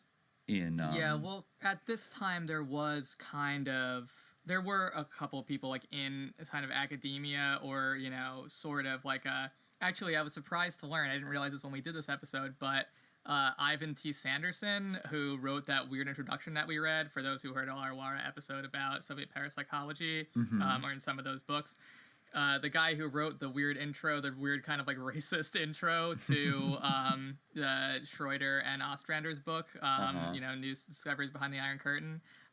He actually was like one of the biggest like abominable snowman like Bigfoot people. Wow. He of course had an intelligence background. He said similar things. Actually, before we get into Almasty, it might be good to like set the tone with some of this, because he wrote, or I'll just quote from Regal about him. Sanderson considered the search for abominable snowman as more than just a search for monsters. He saw larger implications in the battle between monster enthusiasts and mainstream academics. When, quote, the people call for something, like investigating man-like monsters, he said, scientists are supposed to respond to their will. If they do not, if they say such a thing as a waste of time or makes no sense, then an erosion of our democratic society has occurred. Scientists have a duty to investigate at the people's bidding, and to appear in the court of public opinion to explain themselves. All mainstream scientists ever did, according to Sanderson, so he is kind of positioning himself against them, was rail and rant against the idea of cryptozoology and assert it was foolishness. Thus, when the people, in caps, appealed to the, quote, experts in their guise of scientists, and the court of public opinion was subject to a tirade, so that was even by them even worse than that of the Nazis. So It was worse than the Holocaust when he says, with democracy hinging on the proof of the existence of the Yeti, Sanderson also linked the search to the Cold War. In an unpublished manuscript titled The Race for Our Souls, Sanderson laid out what he thought the consequences would be should the Soviets find the Yeti first. Oh my Sanderson God. raised the hunt for the Sasquatch and Yeti to global proportions. The communists hold the lead not just in science, as shown by their success with Sputnik, but by leading the way in abominable snowman research. They had, he said, devoted many scientists and an entire scientific building to the problem. In fact, he intoned, they seem to think of everything, and they appear to be a lot more pragmatic and less squeamish than we are. So kind of agreeing with your analysis. The subtext had the Russians receiving state funding, while he and his compatriots barely scraped by in need of either government funding or rich benefactors to bankroll their work. The reason the Soviets put so much effort into this, and why the West needed to beat them at it, was that if communists found a living Yeti, it could be used by propagandists to rock the entire religious and ethical pyramid to its very foundations. In his apocalyptic vision and shaky logic, knowledge of the existence of abominable snowmen in the wrong hands raised questions about human evolution and religious orthodoxy. Just why this would not happen if the West found it, Sanderson did not articulate. He argued quite seriously that the very future of freedom and democracy itself, possibly all life on Earth, rested on who found a Sasquatch first. Wow. Okay, so yes. he's complaining about the Sasquatch gap. Yeah, exactly. Wow. He was complaining about, they were taking it more seriously. They were leagues ahead of us. Just as, I guess, was it William Colby who said, like, we are not behind in mind control? Yeah, well, he said that we were paranoid that they were leagues ahead of us in ESP research, and then we realized that we had been ahead all along, and we are definitely ahead today. Yes. Well, I don't know what the case was with Sasquatch, but he definitely thought that they were ahead on the Sasquatch front. Yeah, and we needed to do something about it. Well, I mean, with that, I guess if he was shaken to his core by the Soviet approach, maybe we should dive into chapter 16. This Almasty story is great. Yeah, definitely. It's great. It's great. I'll try to just hit the greatest hits here. This is from chapter 16, On the Trail of the Almasty, the Caucasus Abominable Snowman. And it begins... It is not Lieutenant Colonel Vargan Karapetyan's long and distinguished career in the Red Army Medical Corps, which included service in some of the toughest campaigns against the Nazi invaders in World War II, that makes him so unusual. Rather, it is the incredible fact that he is the only medical man in the world ever to have conducted a close physical examination of an Almasty, as the abominable snowman is referred to in Russia's backwoods. Several days later, after a field court-martial for, quote, desertion, the abominable snowman was executed. The bizarre incident happened in December 1941 at the height of the defense of the snow-covered mountains of the Caucasus. Subsequently, with the other principals of the drama having vanished into thin air, Karapetyan was left, the only witness to tell the tale. And he did tell the tale to a group of scientists in the late 1950s. At this point, when the American authors went there, some of these scientists arranged an evening where Karapetyan would come and relay his story of encountering the Almasty. So he begins with his tale, Colonel Karapetyan. It was early December 1941. The Red Army colonel recalled. His unit, a motorized Fusilier battalion, had just taken up a position alongside a mountain ridge commanding the approaches to the town of Buynaksk in the valley below. This particular area of Dagestan on the eastern flank of the Caucasus was of particular strategic importance. A German breakthrough here would open the door to an invasion of the Caspian shore, could bring about the loss of the city and oil fields of Baku some 220 miles to the south, and, in a pincer movement, could lead to a Nazi conquest of the entire Transcaucasus. It was up there, then, on the ridges blanketed in deep snow, that an enemy would have to be held at all cost. The Russian defense lines were thin, their armament poor. Every man counted. Every sharpshooting mountaineer was mustered to help block the narrow passes. The Red Army had called on every Dagestani and Ingush, Kabardine and Balkar, of the mountains and of the lowland, to augment the regulars with partisan units. The units spread out across the mountain ridges, manning every crevice that had a commanding view of the valley the enemy had to come through. Red Army and partisans from other areas, such as the Ossets and the Chechens, moved around as best they could, guided by local mountaineers who had left their auls, native villages. All these many years later, Karapetyan could still see it all in sharp focus. We had been in the area for a few days, getting ready to fight off any penetration of Nazi troops when I suddenly received word by field telephone that I was wanted. A group of partisans who had dug in above an abandoned owl requested that I go over to examine a strange man who had been taken prisoner. Their objective was to determine whether he was a Nazi saboteur who had infiltrated the area, a Red Army deserter, or a common criminal. When Karapetian asked why he, a military doctor, was wanted for the questioning of a prisoner, the answer was that the captive's behavior was strange. He was a weird apparition, a man covered with long hair. The partisans believed he was using this particular disguise to deceive them. The opinion of a medical man was imperative. Very well, Karapetian said. I'll have a look at him. Can you bring him over to our headquarters? The reply was no. He cannot be taken out for a variety of reasons. It was essential that Karapetian go to the prisoner. The outpost base near the owl was not very far away. When Karapetian arrived at the mountain village, he was led into an isolated house where the outpost had established its headquarters. Once inside, Karapetian took off his fur coat and said, "Bring in the prisoner." The partisans glanced at each other. Then their leader said, "Sorry, doctor. You will have to put on your heavy clothes again and come with us. We can't bring him in here." Why? The answer, almost spit out in contempt, was, when brought into a heated room, he sweats. Sweat just pours off him. He stinks and is covered with lice. We have him under guard in a barn nearby. The barn was old and decrepit, barely standing up against the howling wind and heavy snow. The temperature inside was that of the outside, below freezing. A guard flung open the wooden door, and Karapetian was led into the dark interior. A storm lantern was brought in, and in its flickering light, Karapetian caught sight of a man standing in the middle of the barn. The first question that crossed his mind was, man or beast? A bear standing on his hind legs, or a human being? He gave the captive a second, closer look. A partisan held up the lantern. Looks like a man, Karapetian said to himself. Naked, barefoot, hairy, but a man. We glanced at Zakharchenko, who nodded silently. Every word was true. He was standing erect, Karapetian went on. His legs were spread out, his arms hanging by his side, his head thrust forward, in a stance of strength. He was covered with dark brown hair, yet his proportions were definitely those of a man. His height was a little above medium, I would say about 175 centimeters, very powerful, wide-chested, and broad-shouldered. I estimated his age in human terms at being between 45 and 50. The hair covering his back, chest, and most of his abdomen was thick and long. Other parts of his body were covered with thinner hair. The backs of his hands were covered with long hair. His fingers had less, his palms had none. On the average, the hair was about 2 centimeters in length. He was bear-like in some respects, but definitely not ape-like. I noticed that his hands were very big, and his fingers unusually strong. At first, his face confused me because of the absence of beard or mustache. His nose was not broad, squashed-looking, or protruding. In fact, it also looked human. The face was oval-shaped, the hair on the head wavy but not long. His face was covered with a light fluff, like that of a calf. His genitals appeared human.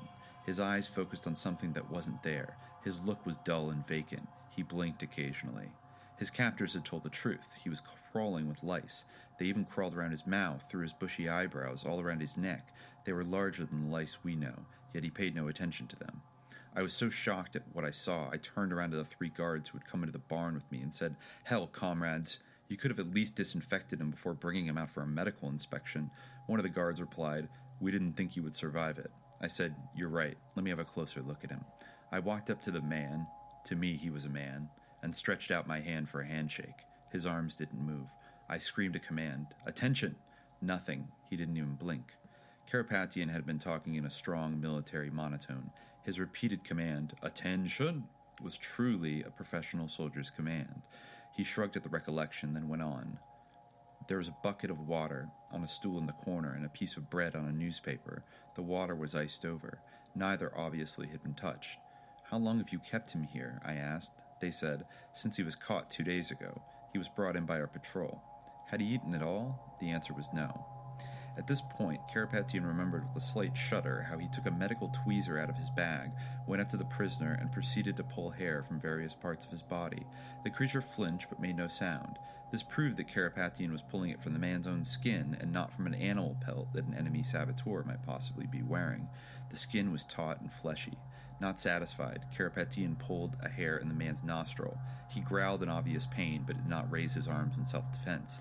He blinked several times, and Karapetian read a plea for mercy in the man's eyes. I truly felt sorry for him at this point, but I had a job to do. The guard stood by my side with their revolvers at the ready should the strange beast attack. It appeared he had submitted to me in a situation he could not understand. I stepped back and called out, "Come over here." I beckoned with my hand. Still nothing. Obviously, he did not understand me. Two of the guards then pushed him in my direction. He raised one leg, made one step toward me. The movement was half man, half bear. He groaned, seemingly in protest. The sound came from deep within his throat. I could tell he could not speak. I looked at my watch. Exactly 8 minutes had passed since I entered the barn, and I reached my conclusion. He is not a spy, a saboteur, or deserter, I told the men. I would say this is a harmless creature, a man who has chosen to live in the wilderness. Catching a frown on their faces, I added, "Obviously he's your prisoner, not mine. The decision as what to do with him rests with you." At that, I turned around and left, followed by two of the guards. They took me to the command post, and there I repeated my statement. I could see on their faces they would have preferred that I decreed the creature a spy or deserter. As I was leaving, escorted by one of their commanders to the rim of the owl, I asked, "What do you plan to do with him?" He shrugged. "What can we do? Get rid of him." He didn't specify. It could have meant setting him free or shooting him. My impression was that they would set him free. I don't know why I thought so. Maybe I was hoping they would. I returned to my unit, and a couple of days later I was told by a soldier that the creature the partisans had caught had escaped. This absolved me of any responsibility or additional action. I breathed a sigh of relief. Mind you, we were involved in a desperate rearguard action, and we were ourselves cut off from the cities. We were fighting for our lives, the survival of our country. The Nazis were at the gates of Moscow and were threatening to slide across the Caucasus into Iran. There was no time for me as a medical man to think of carrying out an additional investigation to check out whether the man had really escaped, and if not, to get another close look at him, take pictures. Even if the thought had occurred to me to get him away from the partisans and to preserve him for science, my mind was on the war. His voice faded, and he was obviously feeling ill at ease. Anyway, this is my story. Zakharchenko spoke without hesitation, sounding compassionate and warm. "Colonel, you were a soldier. You did the right thing. It couldn't be helped, and you have rendered a service of inestimable value to science by preserving the details of your encounter. On behalf of all of us here, thank you for this remarkable account. I know that Professor Bortsev has something to add to your report." "Correct," Bortsev replied. "The execution was officially confirmed." Oh no! Yes, I guess report on. And he has a document that says report on an inquiry at the Ministry of Interior, the Autonomous Soviet Socialist. What's the name of the professor? Professor Bortsev says this, that the Igor Bortsev, yeah. Okay. And he was at this meeting, and he said, report on an inquiry at the Minister of Interior at the Autonomous Soviet Socialist Republic of Dagestan in Makhachkala in response to an official inquiry as to the fate of one unnamed person allegedly executed following a court-martial by partisan forces near the town of Buinaksk in Dagestan, circa mid-December 1941. It was ascertained that a prisoner fitting the supplied description was dealt with in accordance with the laws of war applying to deserters. The reply was signed by Comrade Aliyev, Minister of Interior. This means, he said, the prisoner was executed by a firing squad. I should explain this came to light many years later, after Colonel Karapetyan came forward and told scientists of his experience. We immediately went into action. By then it was 1960. Aliyev had retired, but we were able to secure the information from him, as he was very interested in helping us find out the truth. At the same time, we sent out our first team to the area to interrogate local people and to look for a body. I'm sorry to say that nothing was found, even though we went back several times. We found the local people very secretive, as they resolved to deny us information. This puzzled us until our esteemed colleague, Dr. Kaufman, succeeded in solving the riddle. It's quite a story. So I forget if Bortsev is like legitimately believed this story that he was sentenced for being a deserter and shot. But there is, I think it might be Zhana Kaufman, who is a legendary Russian anthropologist who's actually French but moved to the Soviet Union, I think, with her parents when she was young, and chose to live in the Soviet Union, devoted her life to seeking the abominable snowmen of the Caucasus. I think I came across her in my reading as well. That's so wait, what is there more? Like, So there, that's like, that's level 1. is that, this Almasty got executed and nobody knows anything about it, and that's the end of the story.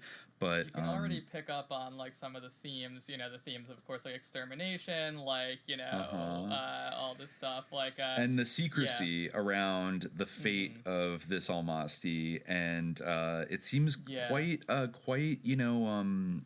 quite clean and neat that this memo would come out that basically confirmed the execution, even though it's just what somebody said. We don't know if they were actually there. And I came across like a bunch of similar stories about like American Bigfoot, like the U.S. government like hiding Bigfoot bodies like after the Mount St. Helens eruption or something. Like there were a bunch of dead Sasquatch and they had to like hide them all. I even heard like I think that David Paulides, the missing 411 guy, was sort of kind of tentatively co-signing this weird idea that the famous like Patterson-Gimlin film of like Bigfoot walking away from the camera, like there was an additional like a couple minutes of footage where like there were 3 other Bigfoot and they were all like shot and it was actually like a massacre or something, and God. Like that's like a wounded Bigfoot like staggering away, like but anyway, well, so, that's actually, it's interesting you say that because as they go on talking about Bortsev, he does mention that he says he talks about all the different sightings around the world and how the Darwin Museum in Moscow is the center of Almasty studies. And he says, I wish we had something more substantial than just reports. The best evidence we have are footprints preserved in plaster and a copy of the film taken at Bluff Creek in Northern California in 1967, showing a creature that Karapetian told us was like the beast he examined. Yeah, that's like the famous Bigfoot film, right? Right. Yeah, so they were well aware of that. One thing is certain, though. Everywhere in the world, the Almasty is an object of hunters, and he knows it. We have verified several incidents, particularly in Tajikistan, where Almasty have been shot and wounded but never captured. These were cases where native hunters deliberately stalked the creatures through the snow with the sole intention of killing them. The Almasty is determined to elude us even to the point of hiding his dead, very much like the apes of Ceylon. But he is relatively safe in the Caucasus, thanks to the local people, and he knows that too. That's why we're concentrating on these mountains, and Dr. Kaufman is gradually closing in on them. She knows exactly where to look. And so that brings us to Dr. Kaufman, who really has done really some deep Almasty work here. So let me see what she says. She's also an amateur ufologist and has studied ESP, so she's like very much in with like this whole kind of crowd, and Kirlian photography. She loves it. Okay. Oh yeah, I guess the abominable snowman was outside of her house once while she was sleeping. She was very mad about that. She just missed him. I see. Yeah. Okay. So here we go. Yeah, there were several people in this region that claimed to have seen Almasties. Like they said, they're lying on their grass, like hanging out. But when they saw humans, they got up and ran away. Okay, so yeah, from 1959 to 1979, basically, Dr. Kaufman will have been searching the Caucasus for 20 years. I come and go, but there's always somebody in our field station to take an eyewitness deposition. She's personally interviewed close to 4,000 people. Oh yeah, she's known as the she's known as the Shaitan Lady, the lady protected by good spirits in the mountain villages and hamlets from the slopes of Mount Elbrus to Mount Diktau to Mount Kazbek. Yeah, what's that all about? Like with the Shaitan as like a good spirit. I don't know. Okay. So here we go. Like, okay, this is the big one. Okay, so Professor Yuri Efremov, the noted Russian physiographer, told Igor Bortsev how back in 1966 he chanced on a meeting of the Geographical Institute of the Soviet Academy of Sciences and heard Dr. Kaufman report on what she had learned of the primitive man of the Caucasus. She was, Efremov remembered, loaded down with eyewitness accounts she'd collected throughout Kabardino-Balkaria, Dagestan, the Lenko region of southern Azerbaijan, really remote places. As a geographer, Efremov's first doubts were concerned with the question of how an unusually big man could hide out in the area. The creature had been reported in the valleys of Kabardi, Malka, Gundelin, Baksan, Yes, yet these were only several dozen miles from the city of Kislovodsk, with a population of 80,000. What would he eat? Where would he winter? How could he escape detection by huntsmen and by pursuing dogs? And how, for that matter, could he escape disease? Dr. Kaufman answered each and every question. The area abounded in deep caves, tunnels, and nooks and crannies carved by nature into the limestone. Even though the main valleys nowadays feature automobile roads, the canyons of the mountain streams still are impassable to machines and accessible only to the best mountain climbers. A wild man could move around freely, could live off the land, but more importantly, off the simple local villagers who had developed a boundless loyalty to the Almasty, the man of the mountains who would harm no one. Down through time, he had become part of local legend. He was the man in whom lived the good spirit called Shaitan. This gets good. Muslim beliefs made him holy and untouchable. Anyone who destroyed an Almasty was himself subject to severe punishment. In fact, about a century ago, the Almasty stayed with the villagers, helping with domestic chores and in the field. But as their villages, or aols, became more and more accessible to strangers, the Almasty were let go by their mountaineer friends. However, they would leave food out for them to snatch during the night, and while the Almasty lives in areas not contaminated by man, they come down to forage for themselves. To pick up the food, sour milk, cheese, cabbage heads, that people leave for them outside their houses. It was considered a good omen when they came back at night for food. So they can easily live off what the villagers let them have, while being protected from strangers. Their fur keeps them warm in wintertime. Their animal ruggedness is their shield against disease. Their strong hands are their protection against wolves and mountain lions. Incredibly strong, they have no fear of the beasts of the mountain, and they can cope with all of them, including the bear.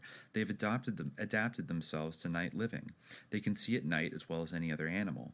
They are lonely creatures, wandering through the mountains and maybe dreaming of the time they didn't have to hide from their cousins, the creature called man. By now, Dr. Kaufman had told us everything, it seemed, except for one thing: how she had solved the riddle of Carpathian's Almasty. She was at first reluctant to discuss it, then finally gave in. It was her female instinct, she said, that told her something was wrong with those partisans in Carpathian's account. Carpathian's story had no ending. It was provided by others, confirming that the Almasty was executed. But why would those fine, upstanding mountain people execute a friend? They knew better. He was not a spy, nor was he a saboteur or deserter. Quote, I had to learn the truth. It would be my contribution to history, if you will. That summer of 1959, she crisscrossed the area again and concluded that the local people were definitely hiding something. She decided to look elsewhere for the answer. The elsewhere would have to be the Low Country, the narrow strip of flat land that stretches alongside the Caspian Sea not 30 miles away. She went from village to village and then, through sheer luck, chanced upon some folk who had heard about an Almasty who was shot as a deserter in World War II. It had been passed down to them from the mountains, a strange tale. How had it come down? Somebody had to tell it, somebody who knew. It was thus Dr. Jana Kaufman pointed an accusing finger at an old villager bearing healed scars of war. She accused him of having been one of the executioners of the Almasty. He fell for her bluff, admitted it, and told the story of what had happened. The man, whom she refused to identify, had been a member of a patrol of local Ossets who had been guarding the railroad that runs north from Baku along the Caspian Sea into Russia proper. The railroad was an ideal escape route for possible deserters, and there were deserters there among the local tribesmen, not all of whom were willing to fight an enemy they'd never even heard of before. One morning in December 1941, the patrol checking the railroad tracks came across footprints left in the freshly fallen snow. The footprints led away from the railroad into the mountains. Who, the men asked themselves, would want to run through the snow on bare feet in wintertime? It had to be someone trying to escape, a deserter who knew of a hiding place in the mountains. The men set out in pursuit, Dr. Kaufman recounted, determined not only to catch the man, but possibly come upon a nest of deserters hiding out in the mountains. As night fell, they reached an abandoned aoul and stayed for a brief rest, continuing the pursuit in the early morning. They were following the same footprints. They were fresh and they were obvious. A man was walking into the mountains to hide. The Osset partisans had enough provisions with them to keep going, higher and higher into the mountains. They spent the second night in a cave. By the evening of the third day, they caught up with their quarry. When they first caught sight of their man, they thought he was wearing a suit of fur. Under one arm, he was carrying a large head of cabbage. They demanded he present his documents. There was no reply. According to the old man who came back, the deserter didn't even try to resist. I assume that the poor Almasty, who had gone down to the lowlands looking for food because all his benefactors had gone, was in a state of shock. They tied his hands, attached a rope to his neck, and with their prisoner in tow, pushed on looking for another owl to spend the night. They came across the partisan outpost, identifying themselves as partisans from another area, and said they had brought a prisoner, a deserter. The rest, I surmise. The old men didn't quite remember the details of the order of events. The Ossets took it upon themselves to guard their prisoner, planning to take him back. A heavy blizzard then set in, which Karapatin clearly remembers, upset their plans. It would be simpler to get rid of the man by shooting him on the spot.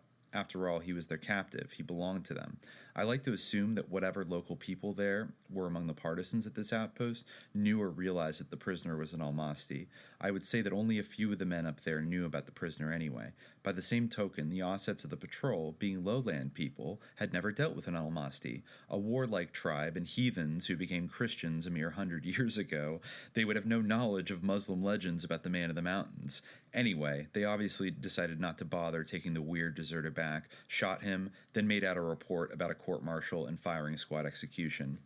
I believe this is how it really happened, because it explains so many incongruities, especially why the local people, subsequently questioned by me and by Bortsev, clammed up. They pretended they knew nothing and never heard anything. I think they were ashamed of their failing to protect a friend. I also think that they buried him, making sure the grave would never be found. I also have a theory about the reason the Osset patrol subsequently disappeared, totally, fully, as though they never existed, with the exception of this one badly scarred man. I think the mountain folk caught up with them and avenged the death of their Almasty the only way they knew, eye for eye, tooth for tooth, and only one man escaped them. But we'll never know for sure, because this man is now dead too. He took the secret of another execution, if there was one, to his grave. So that's the real story, according to Dr. Kaufman, of the Almasty, was that he was captured by lowland Ossets who did not have the symbiotic, friendly relationship that Dagestani people had towards the Almasty. And so... yeah, I feel like there must be something going on with the idea that pops up of Shaitan being like a good spirit. I feel like something got lost in translation there. That threw me a little bit. Yeah, even though there were definitely, like, you know, different dialects, it seems weird to me that that would be the case. I mean, maybe somehow Shaitan, like, is used to mean jinn, but I don't know, because Shaitan is in the Quran, so, like, anyone who had any relation to the Quran would think of Shaitan as being bad. I wonder if perhaps maybe they got it a little bit backwards, whereas their acknowledgement of like a positive Shaitan was a folk belief that was sort of like folded into Islam. Because maybe, but I feel like even that, if it were a folk belief, the name they would have used for it would have been something different. Yeah, well, maybe, I mean, maybe it was, kind of a mashup of Islamic concepts and folk concepts, and they used the terminology, Arabic terminology, you know. Well, maybe they just, like, misinterpreted, like, sort of fear and, you know, maybe respect as, like, it being a positive spirit. Like, just because, you know, they observed kind of, like, taboos around it or left it alone and didn't want anything to do with it. Yeah, well, I mean, it doesn't sound, though, that it sounds like the Almasty was their friend.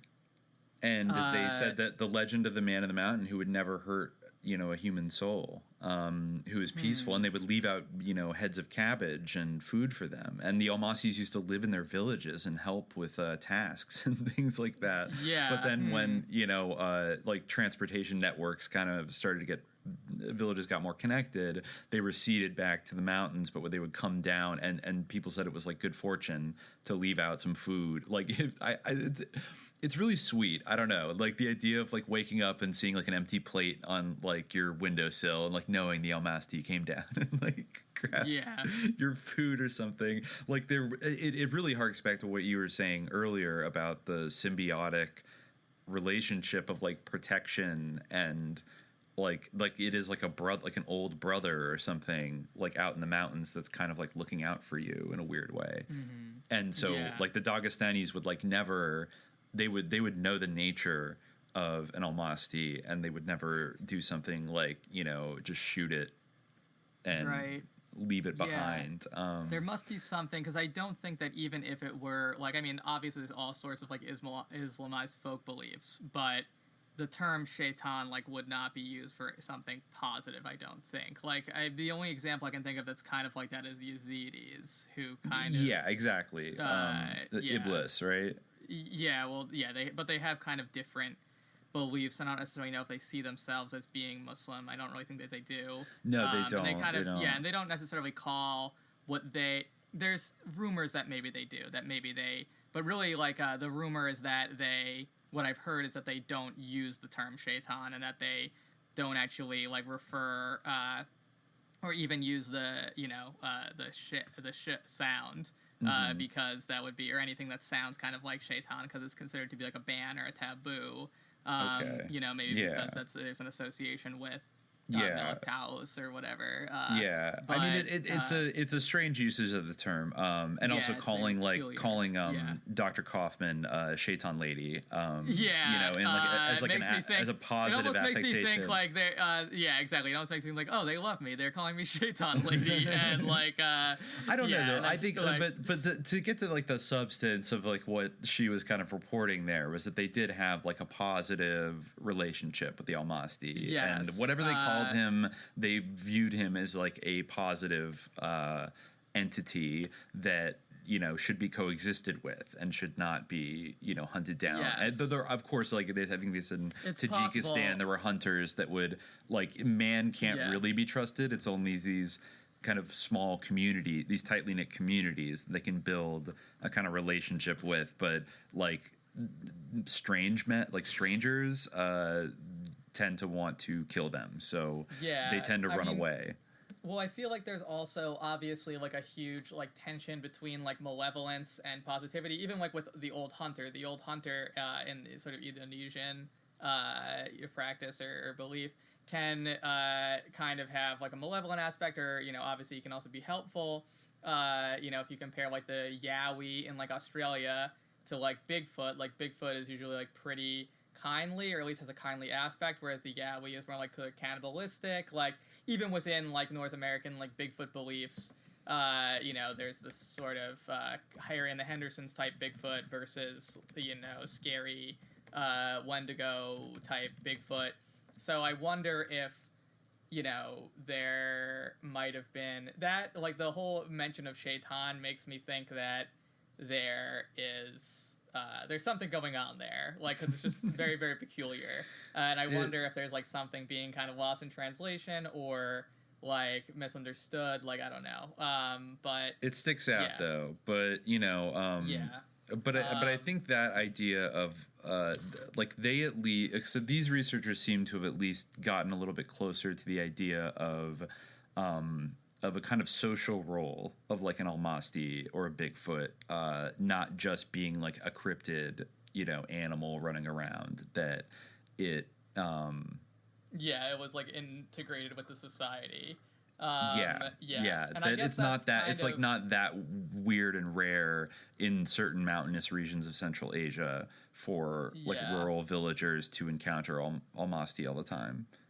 Yeah, and that kind of does in some ways parallel the way that, sort of contemporary ideas about the way that Native Americans lived in harmony with Sasquatch or whatever, that you kind of see circulating in some contexts now, that, they were somehow integrated socially, but then there was a sort of, during colonization, maybe there was like a fall or a rupture, or maybe in some earlier point, there was a rupture that happens. Yeah, 'cause I guess there's legends of both Native American tribes having a kind of positive relationship with the Sasquatch, and then there's also like hostile legends about Sasquatch-type creatures warring I think that's one of the big tribes. Things.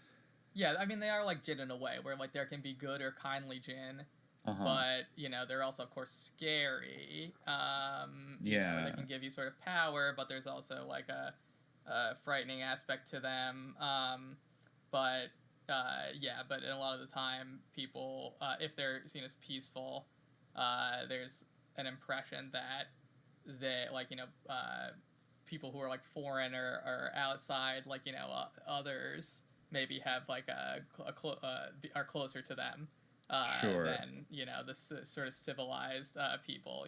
I could see how from like a Soviet point of view, like people in, you know, far-flung areas of Dagestan could, you know, be seen as more attuned to the Almasty way of life than people in Moscow. 100%. Yeah.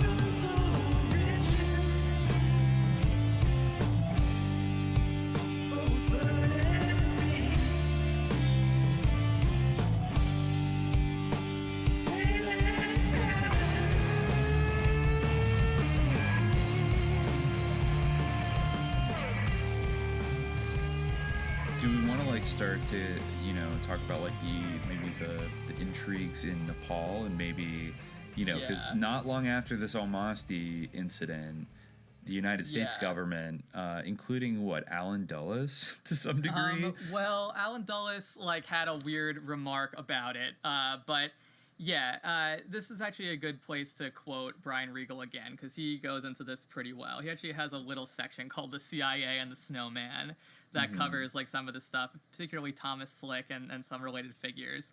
I think you'll find this interesting. So there was an earlier Daily Mail funded Yeti expedition that I guess involved Ripley, maybe of Ripley's Believe It or Not, and this guy Carlton Kuhn, who was like an OSS agent. And after that, so the Daily Mail expedition, this is Brian Regal, aroused the interest of many amateurs. One of the more significant was Thomas Baker, Slick, an eccentric, enigmatic Texas oil millionaire.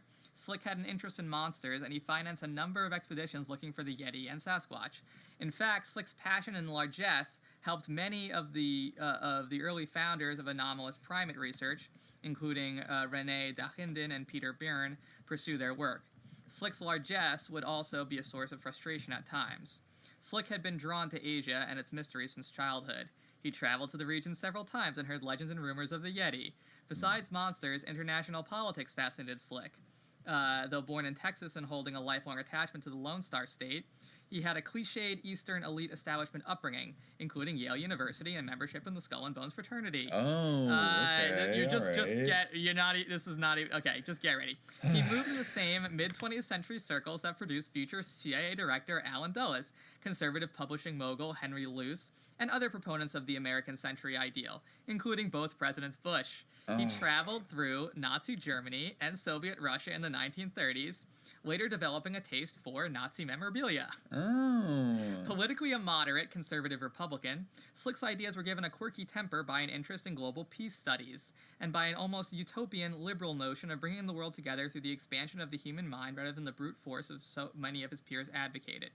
While it is difficult to determine anything for sure about Slick's Weltanschauung, I always pronounce that word wrong, he may have rebelled against the straight-laced formalism of mid-century conservative American exceptionalism prevalent in his class, and have reached for something higher.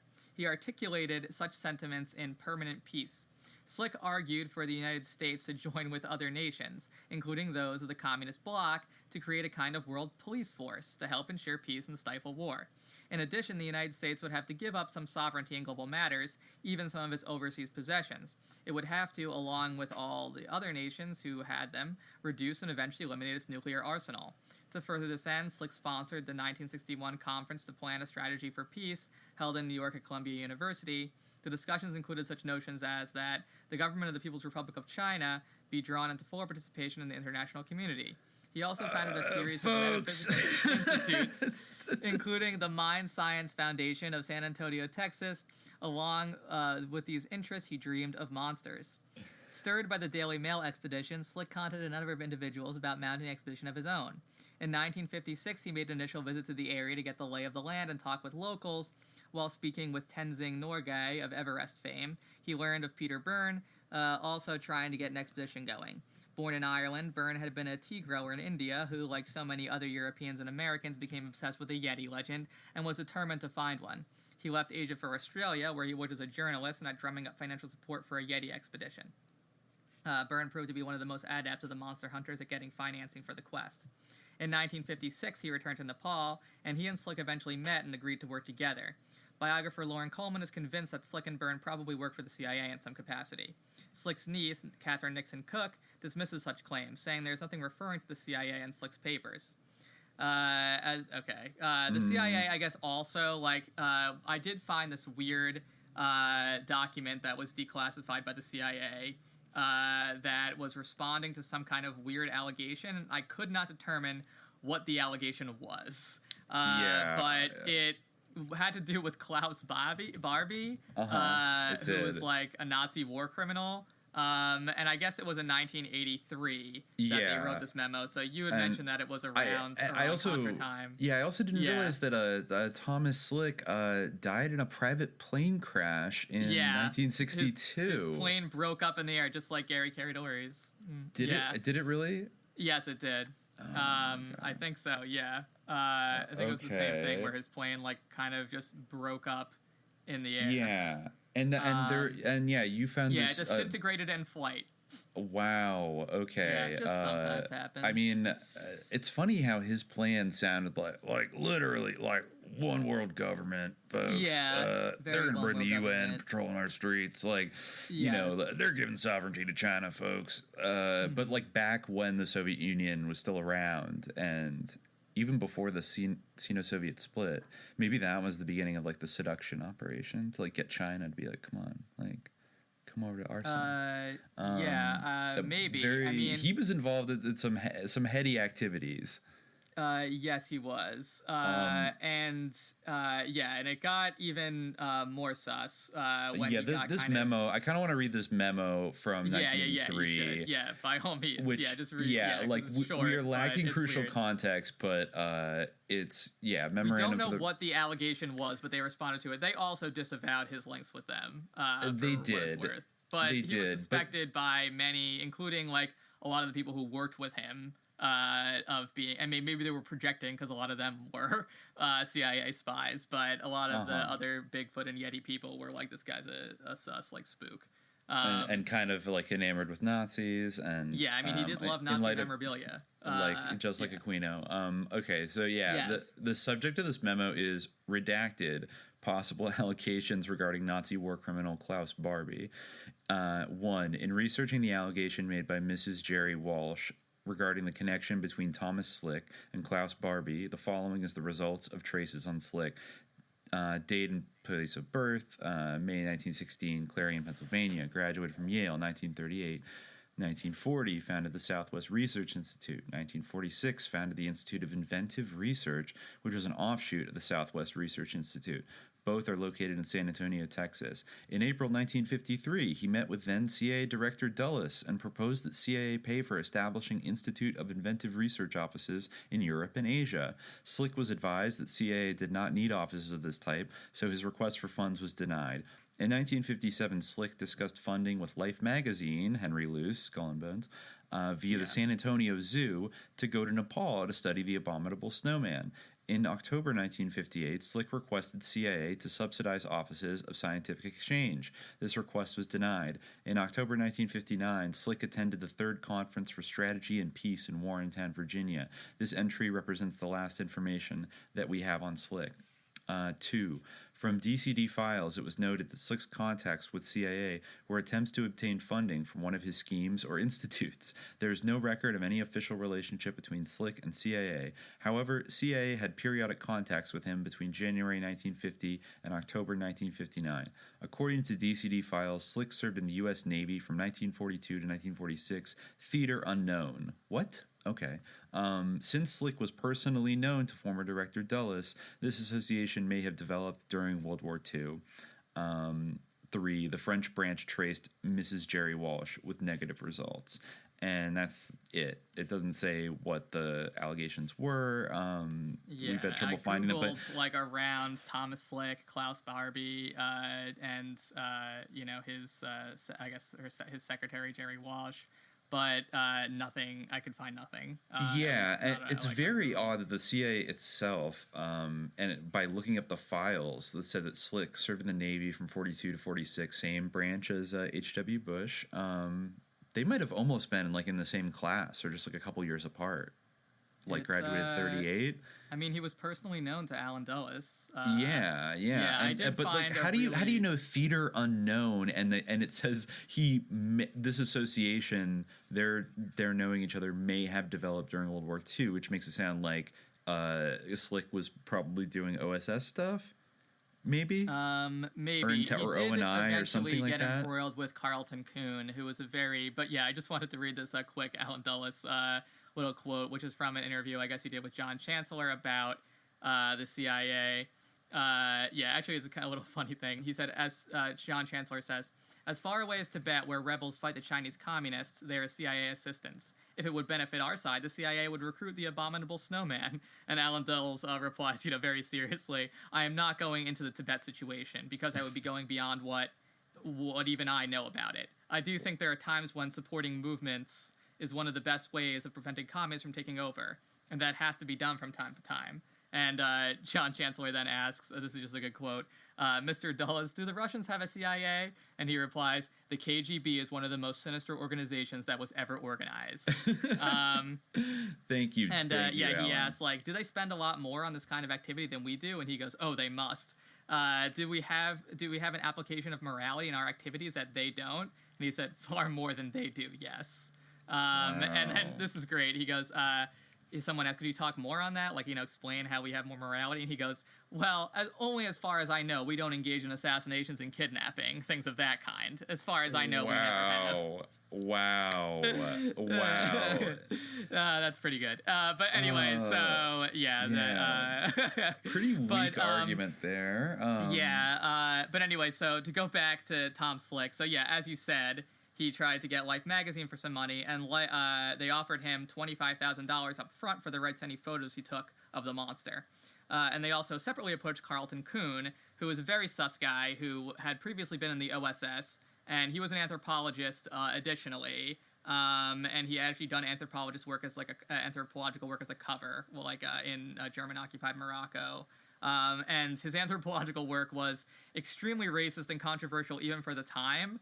And basically, he was into, multi-regional evolution, kind of, that, different apes became different races, and that's, stuff like that. Okay. So, he was not of the, out of Africa idea, that, we all, all races are of a single... He definitely thought that they were, pure racial types and, a real ontological status to races. And his whole abominable snowman thing was, one can assume, a big part of that. But anyway, so Life magazine approached Carlton Kuhn for his thoughts on organizing an expedition that he would lead. At the same time, they asked him to keep an eye on Slick and his efforts. Kuhn agreed, and the magazine sent him to Kathmandu. In his autobiographies, Kuhn mentions little about this aspect of his work other than to say that my relationship with Life was felicitous from start to finish. He referred to Tom Slick, the object of surveillance, as a very nice guy. The excellent correspondence from this period, however, show Kuhn had a different attitude in private towards the Yeti and Slick. Kuhn took Life's offer quite seriously and began working at ideas and questions about how to mount an expedition to find a snowman, which in his notes he refers to as the, quote, high-altitude project. He made it clear that any such undertaking should be to photograph the creature only. If they came across a carcass, they would take it, or should an emergency situation arise in which a creature had to be shot for defensive purposes, they would do so, but the primary aim had to be picture-taking. This is an interesting thing because later on, there's this whole... anyway... Is that from the memo from the State Department? No, this is just from Brian Riegel's book that he was talking about Kuhn. From the memo, from which one memo? Oh, the one about the Yeti in Nepal, the regulations. That was one of the government documents mentioning the Yeti that I did dig up. That just sort of clarifies how to treat a Yeti. I found I found a really a sort of cringe but very informative article on Birth Movies Death from 2011 about Thomas Slick, and in an entry called the Badass Hall of Fame. I guess he was their badass of the week. The Texas millionaire who convinced Jimmy Stewart to smuggle Yeti bones to America. That was another thing. He stole a finger he stole like off a of hand from a relic. monastery. Very cool. Yeah. He's also I didn't quite realize this, but he was from a Texas oil family. He was a Texas oil millionaire. Yeah, Tom Slick Sr. was the king of the Wildcatters, and so it's very similar to Bush in so many ways. Yes. And and I guess became hunting partners, big game hunting partners with Jimmy Stewart. They became buddies, and he convinced Jimmy Stewart, I don't know, to help him steal this finger when he was visiting Nepal, right? Yes, he stole the finger and replaced it with a human bone. Yes. And I believe, what did they eventually determine that the hand was? I don't quite remember. I mean, who knows? It says in this article that analysis of the bones have been inconclusive, with some thinking the hand belongs to a Neanderthal. Later examinations of the Pangbush hand in person have, quote, debunked it, but the debunking is based on the fact that the examiners were looking at a mutilated relic with hoax parts. No one knew about the smuggling of the bones until the 1980s, when Lauren Coleman wrote the first biography of Tom Slick. The TV show Unsolved Mysteries did an analysis on some of the tissue on the hand and came up inconclusive. But the publicity from the program led to someone stealing the hand completely this time from the lamasery. So I guess after stealing the hand, he turned his attention to the Sasquatch. But like before that, I guess we want to the whole thing with Nepal. There's a whole like geopolitical thing going on with the Yeti in Nepal. And do you want to maybe read the thing from that State Department? Well, memo? there was. First, let me just let me finish this thread with Carlton Kuhn, because this is kind of interesting. So I'll just read this, I guess, again from Regal. The intelligence angle of the search for the Yeti is a complex and often contradictory one. In 1950 and again in 1951, Kuhn had been temporarily appointed as, quote, an unclassified scientific consultant to the CIA at a pay rate of $35 a day. This position allowed him to provide, quote, occasional guidance on words blacked out, intelligence problems, particularly on Arab states. He supplied this service during the research tour of North Africa he made for a book project. CIA records provided regarding Kuhn's career do not go beyond these days, except for the records of a disability claim in the late 1970s. There seems to be no evidence that Kuhn worked, at least in any official paid position, for the CIA during the Tom Slick expedition period. Life's founder and nominal Kuhn sponsor, Henry Luce, however, had a reputation as an anti-communist. They all seem to be watching each other. Life may have simply wanted to make sure Slick did not scoop them on discovering the Yeti or sell his pictures to a competing magazine, or Luce may have worried over Slick's peace activism, which included trying to establish contacts in communist China over the Tibet issue. So there's obviously, the Soviets basically, they had done their own expeditions and such, such as there was in 1958, the Soviet Academy of Science convinced the reports of the Yeti and other Central Asian snowmen had at least some merit, mainly because, Western expeditions had been searching for them. They were like, well, we better do so as well. But they came up with nothing, really. And so then they were they withdrew their support, and the Soviet press basically said Soviet science has shown snowmen aren't real, and so that, for that reason, it must be that the Western expeditions are thinly veiled spying activity and capitalist intrigues, which they definitely were, at least in part.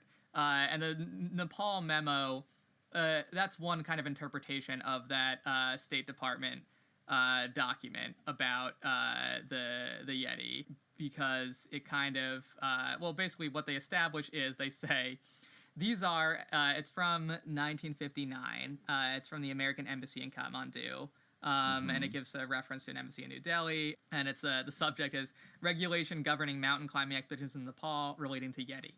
There are at present 3 regulations applicable only to expeditions searching for the Yeti in Nepal. These regulations are to be observed in addition to the 15 clauses listed in mountaineering and scientific expeditions in Nepal.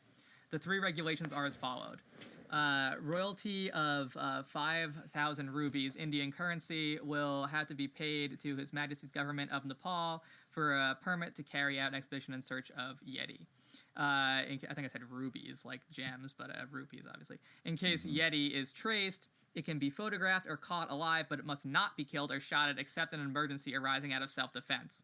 All photographs taken of the animal, the creature itself, if captured alive or dead, must be surrendered to the government of Nepal at the earliest time. News and reports throwing light on the actual existence of the creature must be submitted to the government of Nepal as soon as they are available and must not in any way be given out to the press or reporters for publicity without the permission of the government of Nepal. And one way of interpreting this is that it was kind of a gesture of recognizing the sovereignty of Nepal, and that didn't, it wasn't under the authority of China, or, of any communist power. But I feel like also they probably just did actually want to regulate this because I think that people really hadn't reached any definite conclusions about the reality of this. So that was something that they had talked about. So yeah, a lot of these guys who were involved, including like George Agagino, he was someone who was also an OSS. Like literally everyone was involved. I think that Brian Regal even says at one point in this book, when he's sort of summarizing the intelligence connections around this, he said, the details are murky, but it seems clear that at the very least a Western intelligence element existed alongside the search for the Yeti. The mixture of cloak and dagger spy work with anomalous primate research seems almost comical in its unfolding. It raises the question, who was not working for the CIA or British intelligence in this operation? Carlton Coon spied on Tom Slick, who may have been a spy himself. Coon worked with Slick but did not trust him, nor did he care for Peter Byrne, another alleged agent. Coon told fellow spy George Agagino to watch himself around Slick, and Agagino heartily agreed. Did Carlton Coon do anything in Asia besides hunt monsters? As with any study of intelligence operations, the hidden motives, demagoguery, secret documents, sealed archives, and the fog of the Cold War make it difficult to be sure just what happened until more official documents are made available. To add one last intrigue to the story, this author received an interesting reply to attempts to procure Freedom of Information Act requests from the United States government over this issue. The CIA supplied once classified documents on the intelligence work of Dylan Ripley, Carlton Coon, and others. Whenever I made a search term request, they happily gave me what they had, or requested further information to help them make a more thorough search, then sent that material along. When I made requests for information they did not have, I received almost apologetic letters stating that they did not have any materials on that topic. When I made a request using the search terms Yeti and Abominable Snowman, however, they did not say they had no such materials. The terse and cryptic reply stated, the mission of the Central Intelligence Agency is primarily concerned with the collection of foreign intelligence matters that affect the national security of the United States. Therefore, we must decline to process your request. This suggests they have documents on these topics, but they are considered national security, so the information will not be released. Ivan Sanderson's ranting about the importance of getting the Yeti before the Soviets may have had some basis after all. Wow, so they were invested. They were definitely invested, and I did come across something else. Like, I definitely looked, like, right away. The first thing I did in terms of, like, getting ready for this episode was try to see, like, what documents have been declassified about any kind of government Bigfoot statements by, like, the U.S. government. And I did find, like, the FBI, I guess, pretty recently, like in 2019 or something, they declassified some investigation they had done actually at Peter Byrne's request into, like, some hair samples. And they came up that it was, like, a deer or something, but they had, like, analyzed it. And I mean, of course, like, if they had anything else that suggests otherwise, like, they wouldn't release it. But I did also find this other weird reference. I couldn't track down the actual document. That's the problem. But I was reading this book by Nick Redfern, called, like, True Real Life Monsters or something. True Stories of Real Life Monsters. And it's in a chapter about, like, animal ghosts. And he's talking about this memo, which is, like, it was called, like, Soviet and Czechoslovakian Parapsychological Studies by Louis Mayer and Lamoth. I forget the first name of the guy. But so there's this one part where they're talking about the different parapsychological experiments they've done. And he describes that there is this guy, Pavel Naumov. Yeah, I think it was Pavel Naumov. Anyway, Naumov, who had done this experiment where scientists placed baby rabbits on a submarine, and they kept the mother rabbit in a laboratory on shore and implanted electrodes in her brain. And then when the submarine was submerged, assistants killed the rabbits one by one. And they measured that at each so they measured that at each precise moment of death, the mother rabbit's brain produced detectable and recordable reactions. So they're apparently, according to this author, so this memo circulated, you can actually look up the memo itself. You know, it's like the CIA released a copy. It was a DIA memo. Okay. And the CIA released a copy and the DIA released a copy. So you can see two copies in the CIA reading room. But this guy, Nick Redfern, said that in 2007, the NSA declassified another copy of the memo.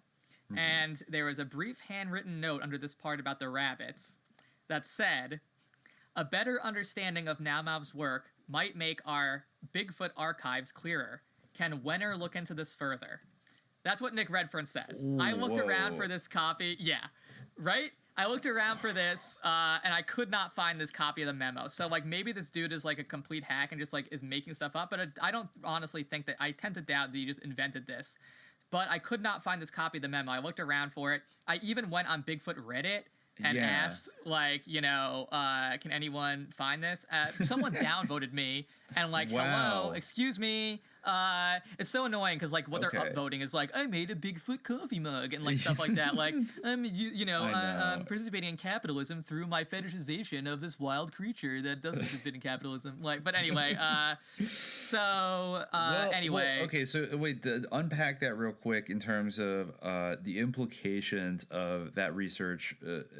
What do you think that they were trying to figure out? If there was a literally telepathic link between... All I know, I'm not, on the base level, assuming that this does exist and that, like, this guy didn't invent it, which I do kind of tend to doubt because, like, you know, if you're going to make stuff up, this guy's one of the more, like, above-board research people, and it seems, I don't know, I mean... People can look into it, like, I think that if you did more rigorous research and, like, maybe if COVID weren't going on and we weren't confined to being online, or, like, if we had access to actual paper files, maybe it would be different. But, or maybe the NSA, like, you know, at first they were releasing it because they were like, oh, the CIA already leaked this, you know, who cares? Like, everyone knows what's in it. It's just some old MKUltra document or whatever. Yeah. And then they realized, like, oh, oops, like, there's this little marginal note that we didn't see that mentions our Bigfoot archives. We better pull this off. But anyway, but I guess, like, so, what do you think that, like, how do you think they were going to apply that rabbit experiment to whatever they had on Bigfoot? It must be something to do with Bigfoot being telepathic. It must be that, like, because that's about animal telepathy, right? So it must be something to do with that. Like, or, it has to be. Unless Bigfoot is the code name for something, investigations they did into animal telepathy. It's really interesting you say that, especially with the prevalence, which I'll admit I didn't fully, I think, appreciate, like, the telepathic aspect of, like, the whole Bigfoot lore. I was just doing a little looking up into, like, Thomas Slick, and so he founded a number of nonprofit scientific foundations in the 1950s. Maybe one of the most well-known ones was called the Mind Science Foundation. And these were all headquartered in San Antonio, Texas. And just typing in to Google Mind Science Foundation CIA gives you an absolute treasure trove of declassified documents from CIA.gov, including an experiment to test apparent remote action effects on electrodermal activity, co-written by William Broad of the Mind Science Foundation and G. Scott Hubbard of SRI International in 1986. We have... several others, like psychic process, energy transfer, and things that go bump in the night. Representative U.S. research institutes involved in psychoenergetic research. Mind Science Foundation San Antonio is listed. Psychic powers, what are the odds? The mind over machines. These all mention the Mind Science Foundation, which weirdly that, like, Badass of the Week article said, it tipped me off to accidentally, even though it said that after Thomas Slick's death, even the Mind Science Foundation got a little less paranormal and a little more conventional in its consciousness research. Well, all those articles are, like, from the 1980s, so, like, clearly they were, like, deeply involved in ESP, remote viewing, psychoenergetic like CIA research going into the 1980s and going back to the 1950s, and this was all started by a guy who was obsessed with finding Yetis and Sasquatch. So now I'm almost starting to get like just how, you know, we've entertained this hypothesis that maybe a lot of the ESP remote viewing stuff at SRI was a cover for building the internet. What is this like if I'm being, you know, an adventurous skeptic here, what kind of telepathic research is the Bigfoot lore covering up, perhaps? And what would be, I don't know, it's like, it would be very helpful to figure out who Wenner is, because he does says, can Wenner look into this further? That's like, you know, in the note, apparently it has, can Wenner look into this? I don't know who Wenner if that's like a real CIA analyst, we probably won't like find out. Well, one thing that did occur to me, and this probably isn't the case, but one thing that did occur to me was that in handwriting, sometimes a lowercase r can look like an N. So Wenner, Wenner, could be Werner. W-R. No. Oh my God. Yeah. Okay, but that's it would have actually to be a misspelling in that case. But wait, but you haven't seen the actual handwriting of it. That's why I want to. Yeah, exactly. But I could not find it. I asked on Bigfoot Red and they downvoted me. So I don't know. Maybe someone will listen to this at some point. I will. Okay, just to touch on that real quickly, because this all started with us talking about this bizarre memo about Klaus Barbie and Thomas Slick being homies, you know, being associated with one another. But I did find in another little in the Texas State Historical Association, in their bio of him, they do kind of mention in passing, or actually no, sorry, it is in like the Badass article, that it just happens to say that after graduating from college, Slick worked on expanding the family business. He and his brother established one of the first cargo air freight services. It's getting Air America vibes. And he began buying up mineral mining operations in South America. And then he started his, quote, scientific philanthropy right after that, started the Southwest Research Institute, one of the biggest R&D focused scientific nonprofits in the country, and also started the Mind Science Foundation, which he became interested in when traveling in India. He met a man who could seemingly levitate and teleport himself. But anyways, so the thing that jumped out with me at that is began buying up mineral mining operations in South America, because especially at the time that, even though he had been dead for 20 years, the time that CIA memo was written in 1983, I believe Klaus Barbie was serving as an advisor to Bolivian President Hugo Banzer, the like right-wing fascist military dictator, who I think it was him who was in power. Yeah. It was in 1978, where there was like the cocaine coup in Bolivia, and Klaus Barbie, according to people like Mike Levine, who we talked about on Smuggler's Blues, basically Klaus Barbie was kind of working as a contract agent of the CIA, and then was also serving as a military advisor and an economic advisor to the right-wing like military junta that took over Bolivia. And he is alleged to have basically been instrumental in setting up like a modern, almost like German industrial cartelification of cocaine production in Bolivia.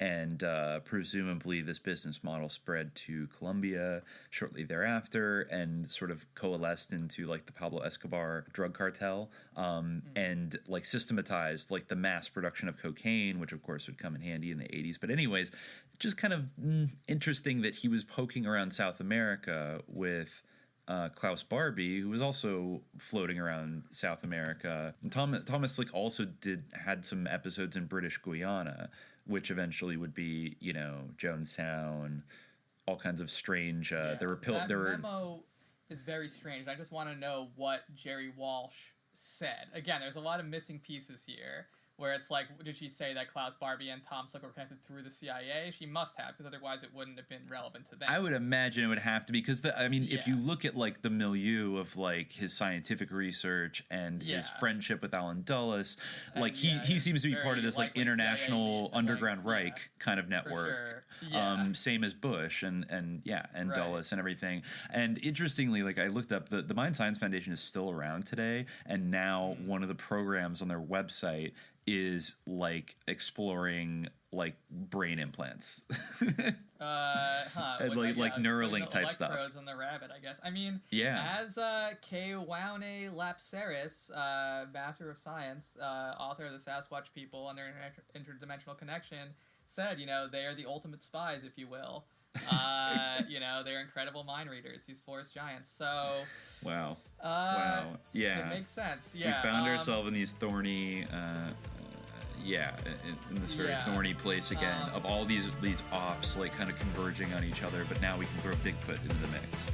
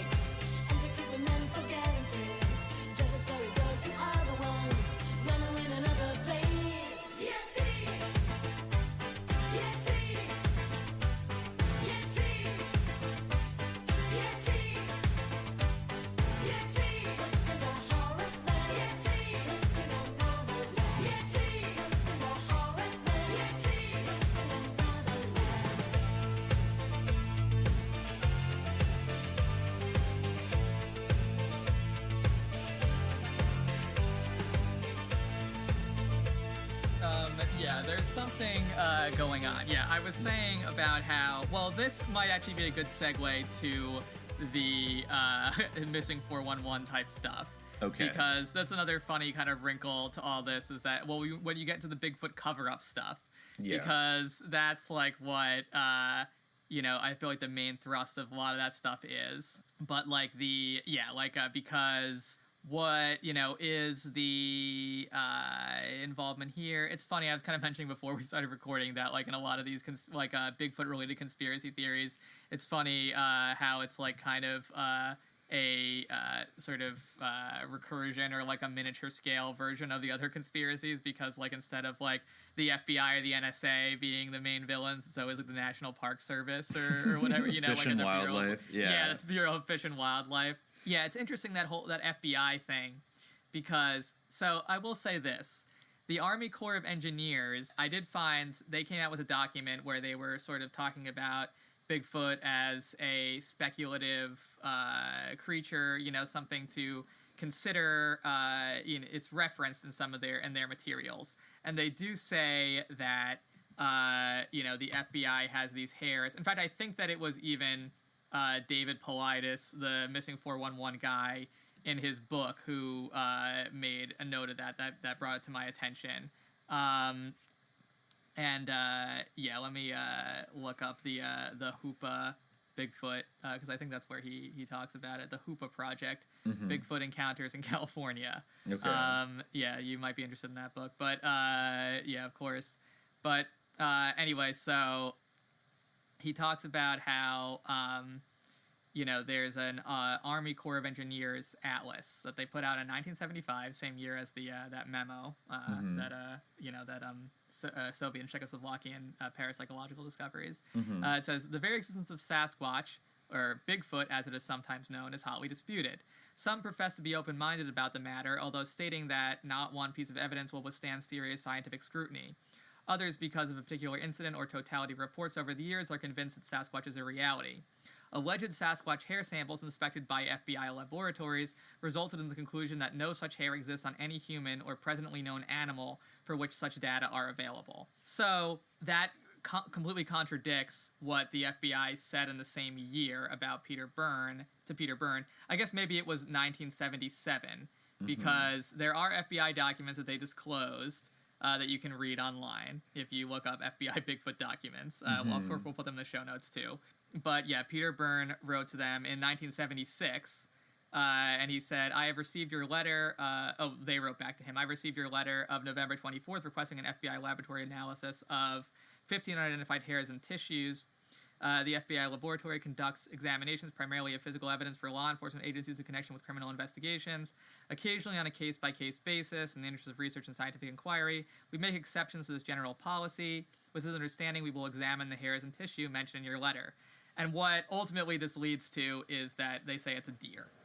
But I guess maybe the Army Corps of Engineers was wrong about that, but it's weird that there is that sort of contradiction where they sort of say no such hair exists. Maybe they didn't, no such hair exists in any human or presently known animal for which such data, maybe deer data wasn't available in 1975 and then it became available in 1976. Or maybe they heard that but it's weird. But anyway. Yeah. So there is that little weird contradiction. But anyway, so there was that. There's some of the speculative. Yeah. What are you gonna say? Did you want to mention for a minute, talk about Vietnam? Because there was an there alleged were Bigfoot reports found in on both sides of the Vietnam War from both American soldiers and North Vietnamese and Viet Cong and LF fighters. It was kind of a giant of Kandahar type situation as well, but it was not a giant. It was like a normal-sized hairy person. It was much more. It sounded a little bit more like an Almasty in terms of being maybe about 5 feet tall, and I guess it was a little bit. There was a lot of confusion because there also were these apes that lived. This is particularly kind of along the Ho Chi Minh Trail and the borderlands, the border regions between Laos and Cambodia that are incredibly remote, where there were these apes that were known sometimes to, or at least there was one patrol of rangers that got attacked by a gang of apes that started throwing rocks at them. And so they started, I know, but comrade apes, for sure. They were down with Uncle Ho, and they started calling them Rock Apes, and they sort of knew, the Americans learned to kind of stay away from them. But then, I don't know, there was an allegation that they got into. It's interesting, every time they run into the, American soldiers, they just attack them immediately. It's maybe they really do know. Maybe they do. I guess, where is... I'm trying to find that article that you found about the U.S. Marines. It's from wearemighty.com, I think, is where I have it. I'll put it in the Discord here. Yeah. Okay. But, the story of the U.S. troops who thought they saw Bigfoot. This sounds very giant of Kandahar. Brow. This was no rock ape. Yes. Yes. Yeah. Right. So I wrote down what I think is the phonetic pronunciation of this term is the Noi Tsung, which is I forget what it translates to, but it's basically their version of Bigfoot. Almasty is the Noi Tsung, and I guess it was a oft-told tale in the area. I guess Army Sergeant Thomas Jenkins also reported that his platoon was attacked. Okay. No, well, he was attacked by the apes throwing stones. And this jumped out at me as very interesting, that toward the end of the war, Viet Cong and NVA soldiers reported so many sightings of the reddish-brown hair-covered Noi Tung, the North Vietnamese Communist Party Secretariat ordered scientists to investigate. And so this very famous Dr. Vo Quy, who is a highly eminent ornithologist and zoologist from Hanoi, was actually recruited to lead a 1974 exhibition, I think, endorsed by his good friend General Giap, to basically track down this creature and find out if, there was anything to it. And I guess he found a lot of, he found some interesting footprints. And then there was also he claimed to have talked to an American soldier. I don't know under what context during the war he talked to American soldiers, but they said that they had killed this kind of Noitung kind of creature and like flown it off in a helicopter. And I think in Vietnam, similar to the Giant of Kandahar as well. Very similar, yeah. Yes. And in 1982, another Vietnamese scientist, Tran Hong Viet, discovered more footprints. And I'm looking at a cast of it here. It's pretty big, pretty big foot. So I think, I think he didn't win a Nobel Prize, but he's like a highly respected. Vo Quy was a highly respected scientist. So once again, the communists a little ahead of the curve on their Bigfoot. There definitely seemed to. I could see why you would think that they were ahead on the Sasquatch front.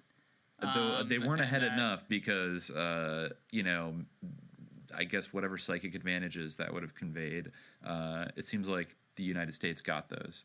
Yeah, by the end I guess. Of it. Well, probably the Patterson-Gimlin film was really what turned the tide, because once we had that really shifted everything. Because it seems like before the Patterson-Gimlin film, the Yeti was the big star. Everyone was all about going to Nepal, but then once we had that movie, it was all about Bigfoot. Maybe I guess it did. Maybe that was kind of an op. Oh, maybe there was a,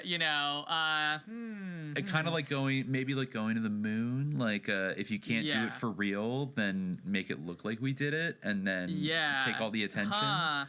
Yeah, I really can't make up my mind about that. That movie is so weird because, for one, people have said that Patterson and Gimlin didn't one of the main arguments against them making a hoax is that they're just not people who know them say they're just not these kind of devious people, and also people have analyzed the movie and they do have trouble. It does seem that the sophistication of this is at a level where if you look at it carefully, I'm sounding kind of crazy, but if you look at it carefully, there's abrasions. It looks like a very, very high quality suit. If it's a monkey suit, it's pretty high quality. It does look like a high quality suit. It almost, you could almost make a kind of a comparison to the Zapruder film, where there's certain dimensions of it that look like they've been tampered with, and many people have alleged that there was a little bit of kind of primitive smudging done to make it look like there was an exit wound on the front of his forehead when he gets shot, even though he gets flung backwards. And it's obvious. As I mentioned, there is that conspiracy theory that these guys were involved in some kind of Bigfoot massacre, and the footage actually showed these Bigfoot getting shot and gunned down. But yeah, that's a whole thing. Some dude named M.K. Davis, I guess, made a big splash in the Bigfoot community. He was mostly rejected because it's kind of wacky, but yeah, that's one of those big Bigfoot massacre theories. In addition to the Mount St. Helens, dead Bigfoot cover-up one, there's also the Bluff Creek massacre theory, which is that this is actually and the Bigfoot that you see in the video is limping away with having been shot or whatever. But yeah, maybe whatever that guy picked up on, maybe there is something off about that film. I don't know, because it is weird how people can't quite rule it out. I haven't been able to definitively prove that it's someone in a suit or that it's fake. I'm not saying this is necessarily real. Yeah, but I would say that if it's a fake, it is a suspiciously good one. You know what I mean? So maybe it is a professional. Maybe maybe they they did it at Lookout Mountain Air Force Base. Or maybe they knew these dudes were going to look for a Sasquatch, and so then they had someone in this highly sophisticated suit. People are that would make sense. It's sophisticated because it's it looks kind of absurd, but I don't know. People the way that it walks, the movement of the arms. People have analyzed the gait and they can't really say. I don't know. I really don't know because I'm not a gait expert. So maybe I sound really stupid right now saying that But why can't someone? Maybe by the normal standards of people, it has been debunked, but I just I'm just asking for too much in terms of this definitive debunking, someone showing a zipper or whatever. But I don't know. I'm just saying. Yeah. So And I mean, is that the only famous video of like that? That like for real is Bigfoot, as opposed to like a grainy footage of some object off in the distance, and they're like, "That's Bigfoot." You know what I mean? Like, it's definitely the best and most famous video of Bigfoot. Like, unmistakably in that video, if it's either a guy in a suit or it's Bigfoot, like those are the only two options. I mean, yeah, I'm watching his gait right now, and I'm not convinced that it is not a person in some kind of gorilla costume. Yeah. Just, I don't know, intuitively, it's a good costume, but I'm not. It doesn't feel like. What about the arm swing? The arm swing, like. It's a little gorilla-like, but I feel like if you were maybe he was doing yeah, I guess. Yeah, I guess. I mean, it could be a person. It could be a person, I would think. But there were, like, experiments where they try to replicate this, and, like, they weren't 100% successful. I guess you could never truly replicate the, gait of a particular person. Maybe there's some idiosyncrasies. I really am completely ignorant, so, like, I'm talking out of my ass in terms of, what I know about I'm also watching, like, a 4K... locomotion. I'm watching a kind of 4K, like, stabilized, digitally stabilized version. So it's, like, I mean, that has its own jiggly artifacts with it. But at the same time, like, it does seem... I mean, yeah, he's just walking. He's just walking and... kind of swinging his arms a little bit. He looks back, I think that it could be, if you think of all the things that, like, I think all this, like, CIA connected stuff is fascinating, because I never really was aware that there was, like, these people were so spooked up, all these people that were big Bigfoot Yeti advocates. Like, I thought these worlds were somewhat separate. Like you said, it seems like in the Bigfoot community, but these, of course, these are, like, the common folk that love Bigfoot. Yeah, but there was a with shift kind of around the time of this movie, because this was something that really, like, it was a phenomenon. It created like a mania in American popular culture that created the idea of Bigfoot as we know it today, was this movie. Like, and prior to that, there had been much more emphasis on this cult. Like, it created the shift around, like, between sort of the Cold War thing, like with a more focus maybe on the Tibet, to what the more familiar contemporary paradigm around Bigfoot, which is like environmentalism. Sort of like it was in obviously the Pacific coast. So it was 25 logging road miles northwest of Orleans, California, in Del Norte County. Okay. Pretty rural. Yeah. I mean, honestly, there's so much space in Northern California of, like, forest and stuff that it does make absolute sense that a Bigfoot would hide out there, because it's not very populated. And that's definitely his key. Yeah, his main hideout, like that people suggest. But it did kind of change the conversation, and it transformed the cultural phenomenon, or created in a way the cultural phenomenon of Bigfoot in a new way. The Bigfoot as we know it is defined very much by this 1967 movie. Yes, but there haven't been subsequent ones that are kind of anywhere. Yeah. I saw on YouTube. And we're at the here, point now, like with every passing year, the idea that this was just some animal that was out there became more and more untenable. And like at this point, we have to at least say that there's a massive cover-up. If like there is this creature out there like that is normal, like just a normal ape that behaves like the way that monkeys do, and it doesn't have some kind of like interdimensional component to it, then there's a massive cover-up being perpetrated not only by Bigfoot itself but by the government as well. Yes. Yeah. And I don't know, is it because of the reasons that they cited for their fear of, the Sasquatch gap with the Soviets, that they would be able to undermine religion and all these things? One of the main angles people take in terms of the cover-up and the Bigfoot community is they talk about the logging industry, the impact on the logging industry. And I mean, there is also the aspect of, it's interesting to think about. But the logging and timber industry and like stuff like that. But I actually listened to one really funny like a podcast about a Bigfoot cover-up. Like it was a Bigfoot podcast, and they did an episode about the possibility of a cover-up. They talked about some NSA document having to do with Bigfoot that I also couldn't find, but I was more liable to believe that they just made that up or misremembered it or something. And the guy on that, there was a guy on that who was like a big libertarian guy, and he was basically taking the opposite tack with it, where he was like, they're gonna bring out Bigfoot and then they're gonna like destroy our freedoms, like to hunt and log, you know, like just like they did with the spotted owl. You know, the spotted owl was endangered, but it wasn't, you know, like and he was really, you know, he was really getting like himself worked up over the idea that like they were going to use Bigfoot to take away our freedoms. And yeah, it's like funny. Like Greta Thunberg and Bigfoot are going to go on Ellen. Yeah, exactly. Like you're taking away my dreams. Yeah, like you've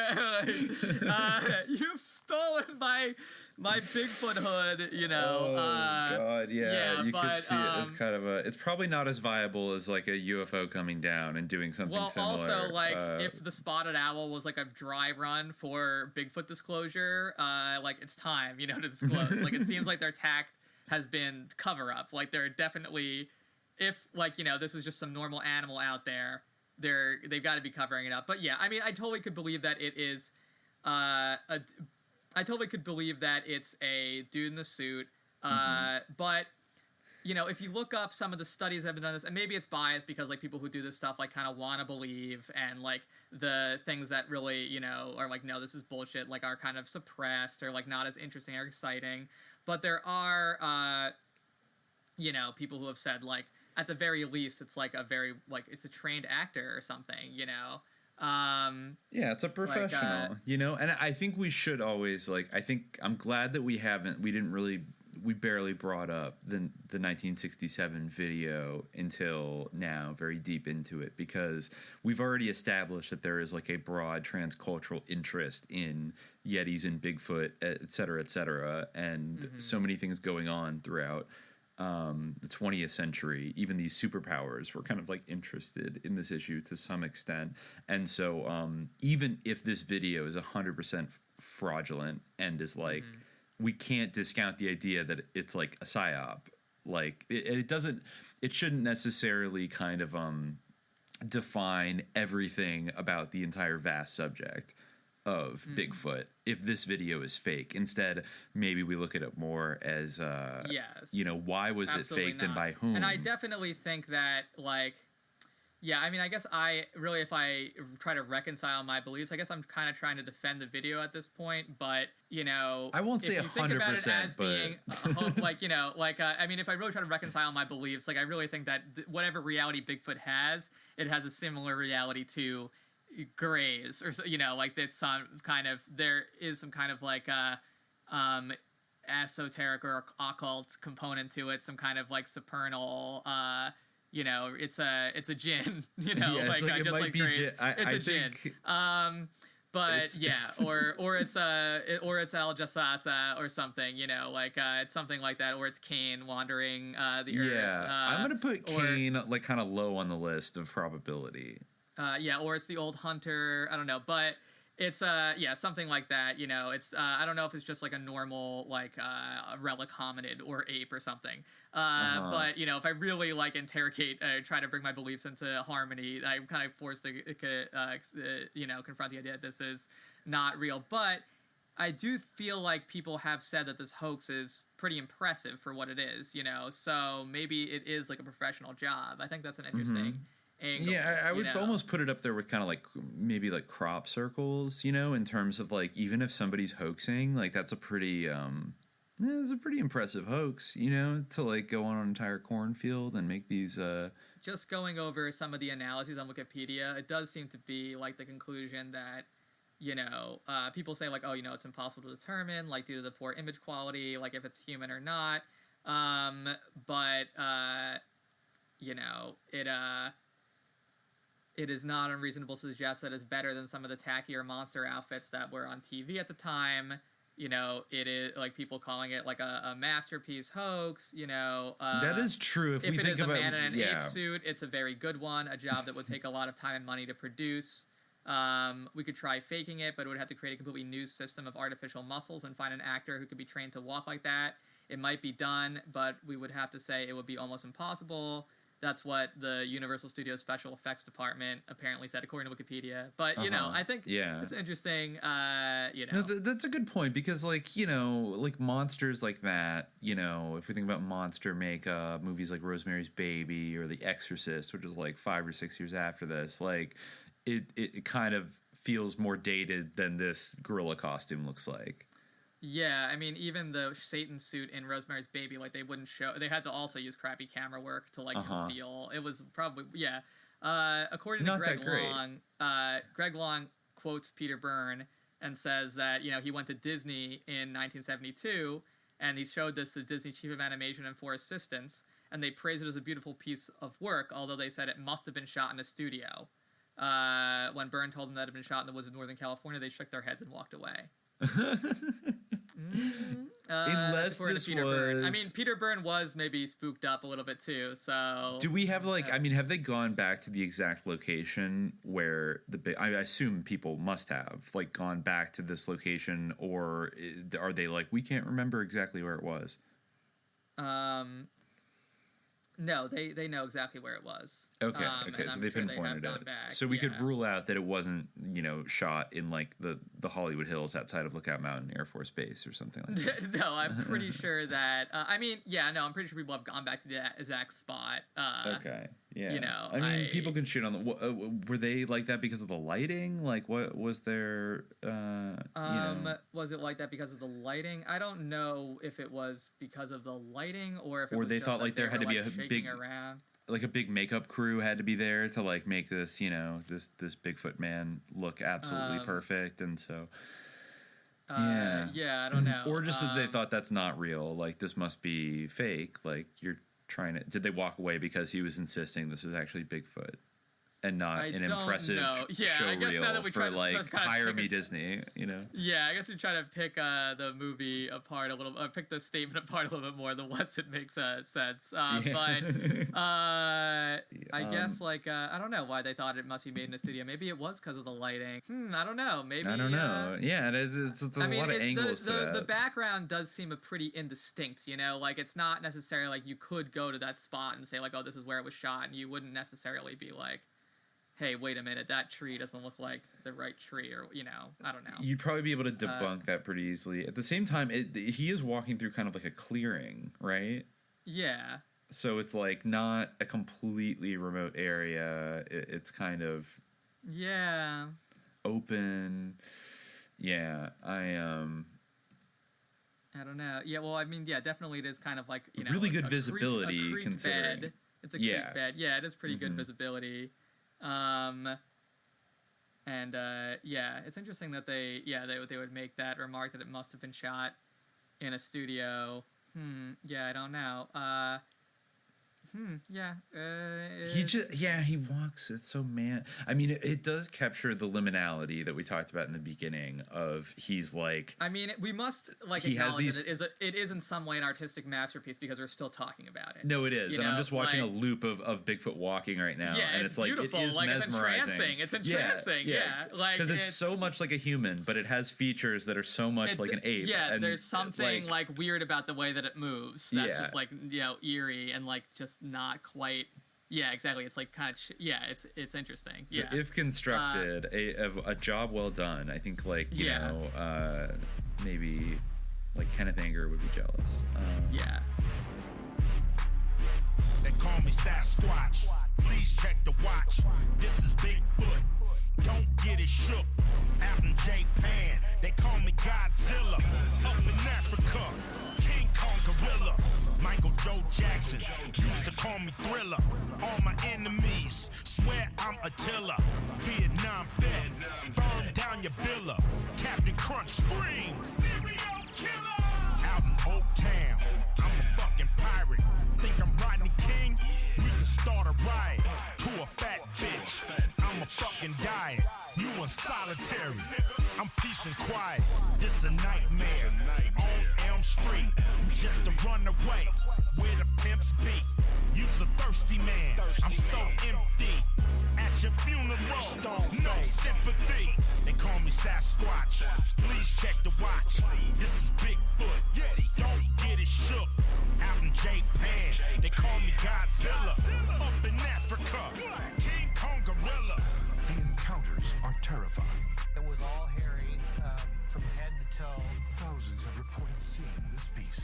I don't know how long we're at right now. We're at 3. We're exactly at 3 hours. So I feel like all right. Well, I think that we should touch a little bit on. I just will read this one thing from.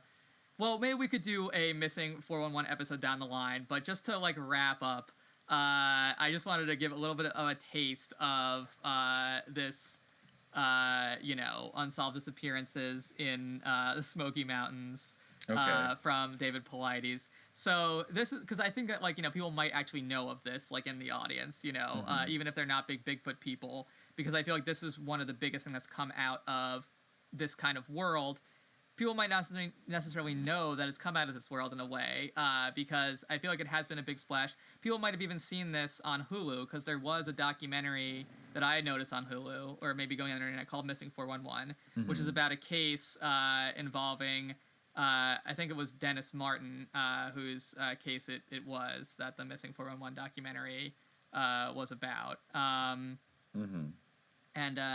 So it's basically the idea of Missing 411 is that it's about these mysterious disappearances in national parks.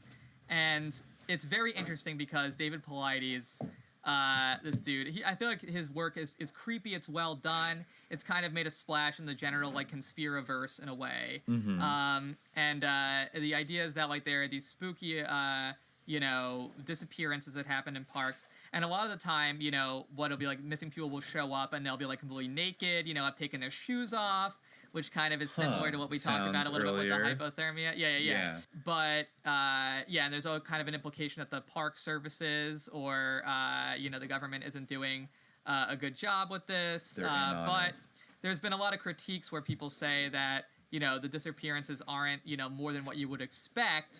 Yeah, so I think you might actually find some of this stuff interesting, because another thing that it reminded me of, some of these accounts are the McMartin type stuff. But anyway, so yeah, because a lot of these things are kids disappearing. But yeah, so people have kind of analyzed this, and a lot of people have said people don't really disappear more than you would think, and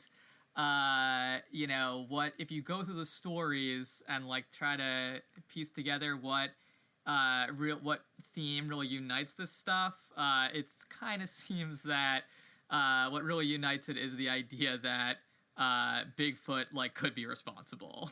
There are some here's I'll try to find some good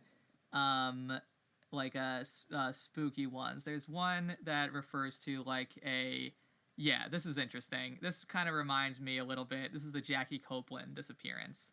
And this is someone who I guess was 2 years old when disappeared. So, he writes, Jackie, his 3 sisters, and parents went to a picnic at an oil company's property outside of Pleasantville. The family was socializing with others when Jackie's 7-year-old sister told their father that Jackie was gone. At 1 p.m., the family started to look for the boy and could not locate him. It was at this point that everyone at the picnic started to participate in the search for Jackie Copeland. In a very short period of time, the state police had arrived, and they called for a team of bloodhounds. The oil company called for additional volunteer searchers until there were hundreds of people looking for the boy. It was evident by late in the evening that the bloodhounds could not pick up a scent or refused to search, and ground searchers were not having luck finding the boy. At 8 a.m. the morning following Jackie's disappearance, a man named Bevier, this happened in the 50s, by the way, was searching outside of the main area in a location where an oil repressuring plant was located. The area is completely surrounded by what many newspaper articles called, quote, impassable swamps. As Mr. Bevier and a crew of searchers were walking through the swamps, he accidentally saw Jackie looking around the side of a tree, almost peering. Bevier called his name and Jackie answered. Jackie was found over 2 miles from the picnic and across swamps that were deemed impassable by search coordinators. Jackie was transported to the hospital where he was met by his family. After being examined by doctors, they stated that the boy had a number of scratches but that he was in generally good health. An article in the Logansport Press dated May 17, 1950, had an interview with the Copelands and heard Jackie's rendition of what occurred during his night in the woods. The press wanted to hear how the boy got to his location in the swamp, what he had to drink and eat, and how he kept warm. Jackie first was asked why he left the picnic, and here is his quote. I saw something peering at, I guess this isn't his quote. It might be a quote from the article. Again, this guy, you got to take David Plives with a grain of salt. But anyway, so he saw something peering at him from behind a big tree. When he approached, the creature scampered into the brush. Jackie didn't explain anything more about leaving the picnic at that point. The article later explained more of what Jackie stated. He recounted in Child Talk his adventure in an awful blackness, peopled by a great throbbing giant, and a tall, friendly tree, and wild animals howling in the distance, and the unfamiliar shouts of strangers prowling nearby.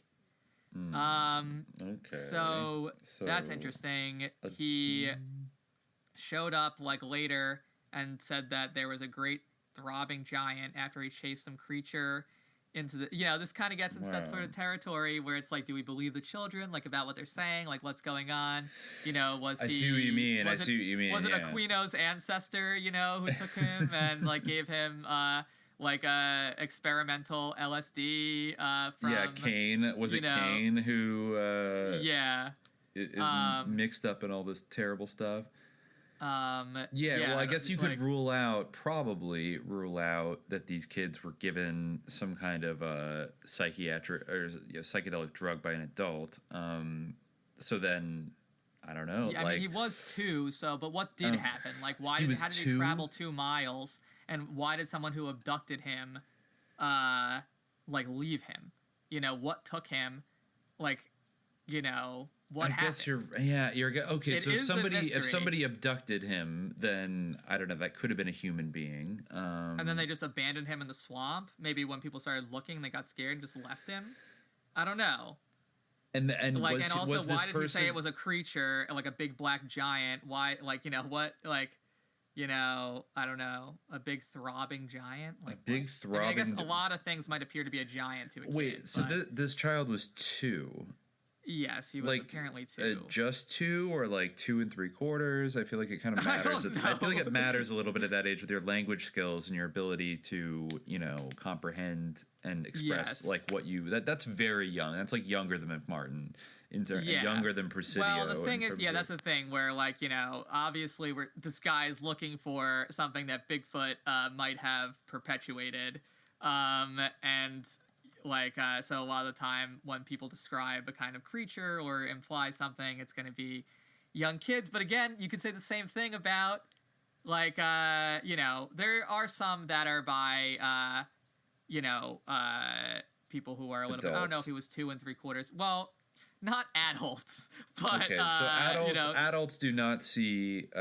Besides the people who allegedly filmed Bigfoot in 1967. Well, adults definitely see Bigfoot. Yeah, no, adults see. I mean, and they see the Almasty for sure. I mean, there was one guy who was a Bigfoot reports. abductee. Other than that, I can't really think of other Bigfoot abductees who describe sort of the similar thing where there was one guy, Albert Ostman, who was a Canadian prospector. In 1924, he claimed that he was kidnapped by a bunch of Sasquatch. And a whole group of them. Yes, he was kept captive by them for 6 days, and they gave him sweet tasting grass. Huh. Well, it fits with the Almasty. And Albert escaped by making the large male Sasquatch groggy by feeding him some snuff. He did not tell his story for more than 24 years after it happened for fear of being thought of as crazy. Yeah. Wow. But yeah, I mean, I feel again, we probably should do a Missing 411 episode, and I also think we're gotta do Bigfoot 2. There's also the Theodore Roosevelt relayed Bigfoot story that we should get into down the line. But since we're over 3 hours, but there's one more that I think is worth maybe. So this one is from someone who I think that she might also have been young. Okay. A really young child. But, and again, like, I don't 100% trust everything that this dude even, like, says, because he, might be, like, obviously he has, like, a pro Bigfoot bias, but sure, there's someone else, Katie Flynn. I guess she was 3, but so she eventually was returned. She had a badly scratched face and hands. That was the extent of her injuries, right? Okay. So when Katie got back to camp, Mrs. Flynn asked her why she didn't run away when she had the opportunity. The story was replicated. So here's Katie's response. It was replicated in the Ludington Daily in 1932. So this is a 1932 story. This is retold in 1932, but I guess it happened in the 19th century in 1868. So she said, a big dog came up to me, took me in his arms, and walked away with me. Noting one of her shoes was missing, the parents asked her where it was. The big dog ate it, she replied. But I guess she could have gotten lost and become hypothermic, and then hallucinated that she saw some kind of big dog. But she did say that she was cuddled by this big dog. Well, what could it have been, a bear? Why would a bear? Okay, so that's the thing. It must have either been Bigfoot or nothing, because I guess bears maybe could, maybe are the stories of people being raised by wolves? Do they have a kernel of truth in them? Maybe. Because yeah. Well, she claims that she'd played a little while in the sand when a big black thing came along and played with her. Then it held out its paw and she caught hold of it and it had walked away with her. Just before dark, it had left her for a while. When it came back, its paw was full of wintergreen berries. The bear ate some of the berries and she ate some. Then it scraped a big pile of leaves close to her and lay down close to her during the night and tried to cover her with its body. So, I don't know. Wait, did you just say bear? Did you just say bear? Or yeah, did you mean to say dog? It was a bear. Well, she called it a dog, but, a big black thing came along. And then the Daily News report is calling it a bear. Okay. But, yeah, so it could be a bear. And that seems... obviously there's some kind of... I did read another thing, speaking of the Bigfoot hair evidence that the FBI analyzed. I did read another report analyzing a bunch of Bigfoot hair samples where most of them were not abnormal animals, just just deer or whatever, bears.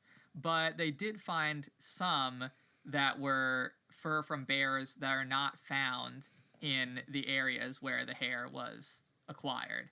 They found a polar bear hair in the Himalayas or something. Or the closest match was for a polar bear in the Himalayas or something. Yeah, that was another interesting thing. But there was also the whole Dennis Martin thing, which I think was the subject of the documentary that this came out. I guess there was one called Missing the Dennis Martin Case that maybe was another one, and the Missing 411 documentary maybe was about something different, like a different missing child, or maybe it was about a group, but it kind of I guess it was chronicles the similar disappearances of 5 children. Maybe he did touch on this, but this story, I mean, his rendition of it was a little bit interesting. But anyway, so this is a huge search. The Green Berets were called in to assist. This kid went missing. The Green Berets were called in. That seems eventually weird. It is weird. This guy came forward, and David Polley just makes a big deal about how, this is weird. I guess they were playing hide and seek within their family, and then the kid went to go hide, and then he never appeared. And everyone was looking for him. A bunch of volunteers showed up. It was a huge search, but there's, no way to find him. Then David Paulides makes a big deal out of this incident. So, according to a July 21st, 1969 article in the Knoxville News Sentinel, the Harold Key family was visiting a region 5 to 7 miles from where Dennis Martin disappeared, the same day sometime between 4:30 and 5:30 p.m.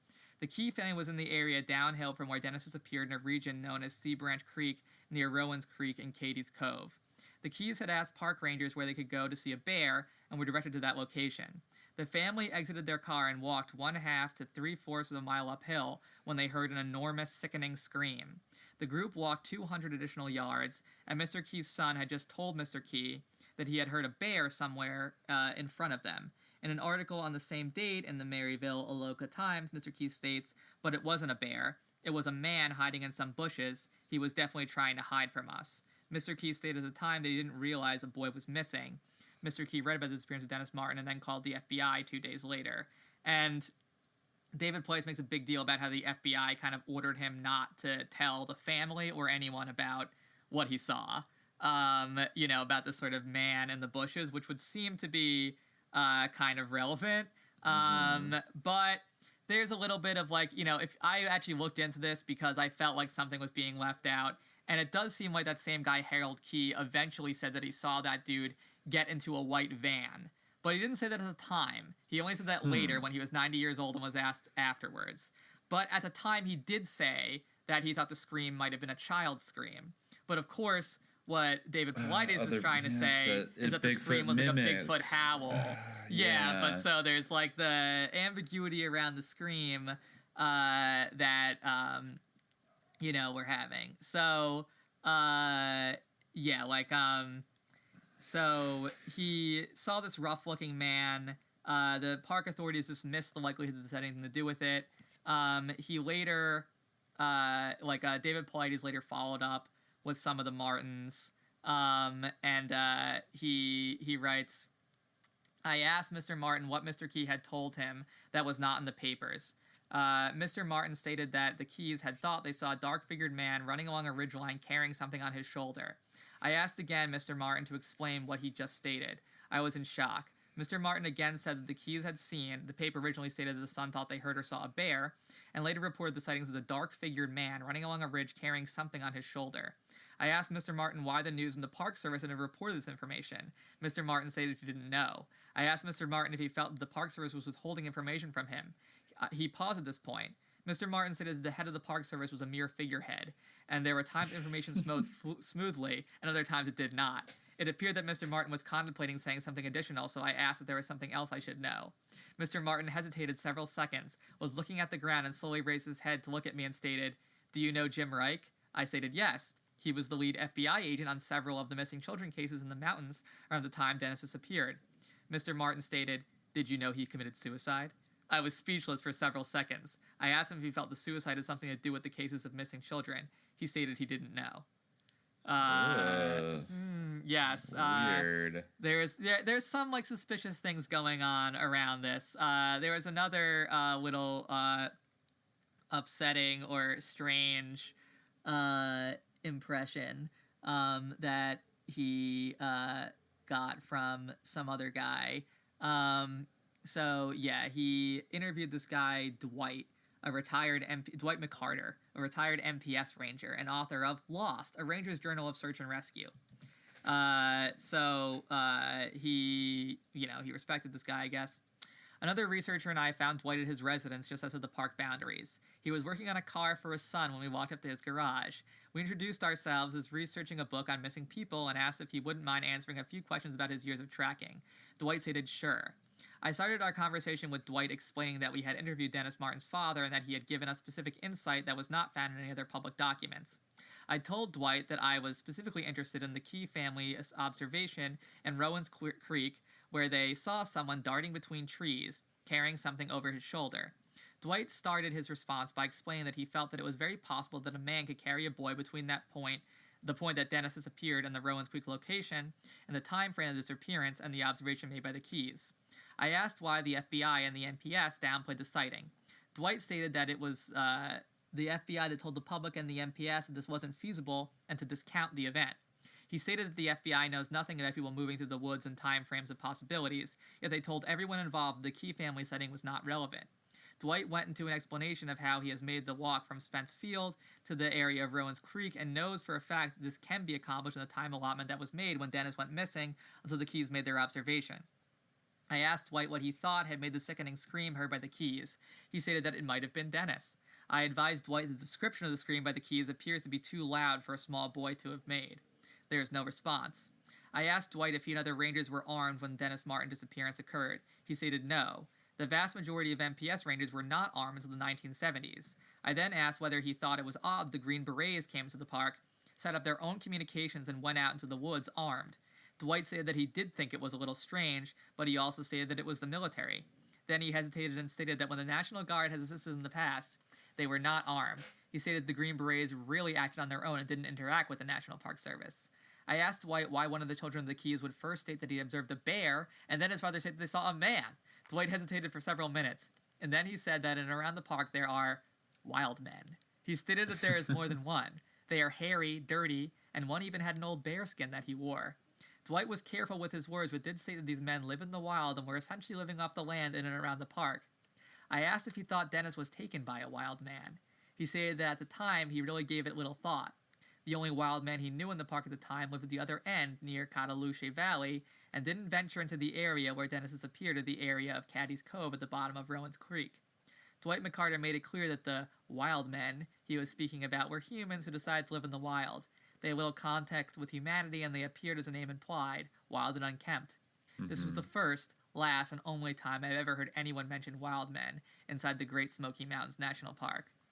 So, I mean, yeah, he's obviously making certain, but, you know, some of this stuff, like, I do think that the whole idea of, like, a bear taking a child, I mean, in the other stories, for instance, a bear taking a child and, like, cuddling it, like, would a bear do that? I mean, maybe it's possible. I mean, I guess dolphins take care of humans. Yeah, it's not inconceivable, especially a small child who might kind of remind them of a bear cub or something. They wouldn't see it necessarily as like a threat or, you know, not necessarily want to eat it. So I think that could be a bear, could be literally like a proto Timothy McVeigh in the 50s, like living out in a national park, like running around naked, just choosing to live that way, I guess.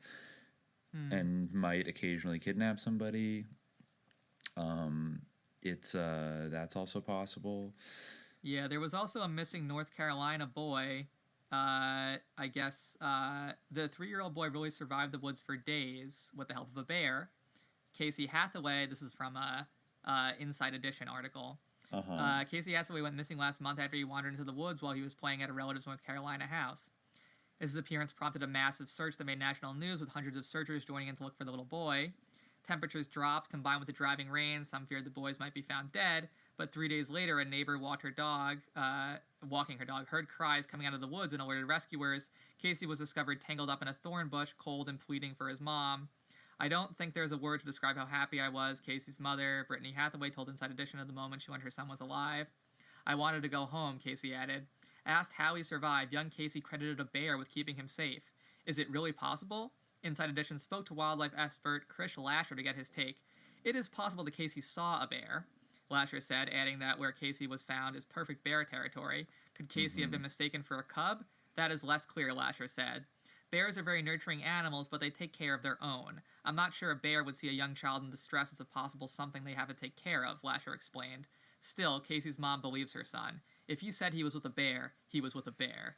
Someone can't come to grips with extreme possibilities. Well, you know, I mean, but the kid also believe the children if he said it was a bear, unless he mistook the bear for Bigfoot, or you know. I guess you're right. Why wouldn't the kid say he was with Bigfoot? He mistook Bigfoot for the bear. At this point. Yeah, you're right. Yeah. The kid isn't saying that it was Bigfoot, so maybe we should just maybe there's a whole other wrinkle of like nurturing bears that we need to deal with. I mean, as we talked about, there's obviously Bigfoot bear transference. I mean, even the name Bigfoot was originally for bears, and the whole forest bride myth, which is another thing. I don't know if you've heard about this, but the idea that Bigfoot like will take human women to have sex with them, another sort of aspect of the sort of sexualization or the sort of sexual fear around Bigfoot. Yeah, the forest bride thing was originally applied to bears. I think that they would take human women for sexual needs. So there's definitely some kind of conflation there. And of course there's so maybe Bigfoot is a bear. Maybe he's not an ape. Maybe he's a bear. But I mean, whatever they are, But I feel like some of this might have to do with Dogman too. So I feel like we could go deeper into it. Well, we will get to Dogman one day. I don't know too much about Dogman, so I'm gonna have to kind of read up. Yeah, there'll be a crash course. There's a lot of crossover, I think, between Bigfoot and Dogman. But we'll definitely we got to do the Teddy Roosevelt Bigfoot story. maybe a little bit of a deeper dive into this missing 411, but for the time being, my verdict is that I'm a little sussed out, and I think that this guy just wants these to be due to Bigfoot too much. You know what it kind of reminds me of? Like, the fact that he won't, like, mention Bigfoot per se, but is always kind of hinting at it. It's kind of like Tom DeLonge and, like, the Disclosure document, or the Phenomenon documentary, where they're just, like, tiptoeing around the big issue the entire time and saying there's a phenomenon happening. We need to understand it. We need the truth. But they don't just come out and, like, you know, tell us about the Draco, you know. Like, tell us about the Draco. They're trying to play this respectability game, but it doesn't actually end up working. I was also going to say that it actually reminds me of, like, in, like, these like comic book movies or whatever, where, like, the character has some dumb name or whatever, and they, like, have to use it for the branding, but they're trying to make it gritty and realistic, so they try to, like, have it both ways, where they're like, we need to do something about this Batman or whatever, you know, or like in Casino Royale, where he won't say, like, Bond, James Bond, or, like, you know, what do they call that? 4 of us, so we should have a name. What do they call that? What do they call that on TV tropes? Like putting a lampshade on it. Like drawing attention to it to like diffuse people thinking that like it sucks. Like this is like, you know, the Missing 411 books I feel like are Bigfoot books, but like the word Bigfoot is not used, like maybe once or twice, but like very sparingly. And I have to say, I'm like not. You know? I think there's a lot of fascinating stuff here. I don't know if David Paulides is like one of those very convincing things at all. I think he's just like he's almost the, if you had to, you know, hold up like the one straw man of like wacky Bigfoot researcher, it kind of sounds like it would be this guy. It's interesting because he's kind of tried to make an escape from the Bigfoot world by like trying to disguise what he's doing and try to make it, because maybe that like casts a wider net, because then you could be like, you know, if you're not into Bigfoot but you're into Dogman or you're into UFOs, or even you could be like, you know, even true crime, like weird true crime, like missing children. Yeah, exactly. Kind of or, you know, cover-ups, conspiracies, but like really it's Bigfoot stuff.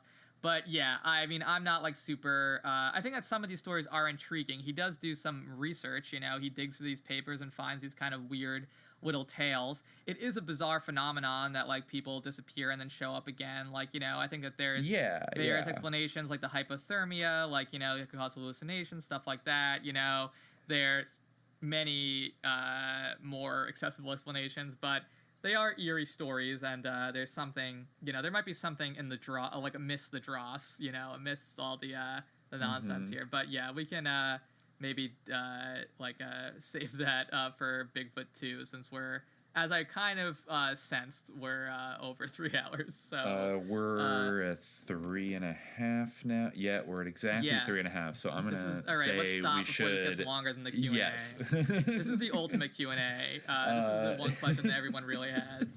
I'm sure. We will be back next time on the Public Frequency with the Q&A. Where we'll for another 4-hour episode to take up your whole workday. Another 7-hour episode about make sure you ask us a bunch of questions about Bigfoot.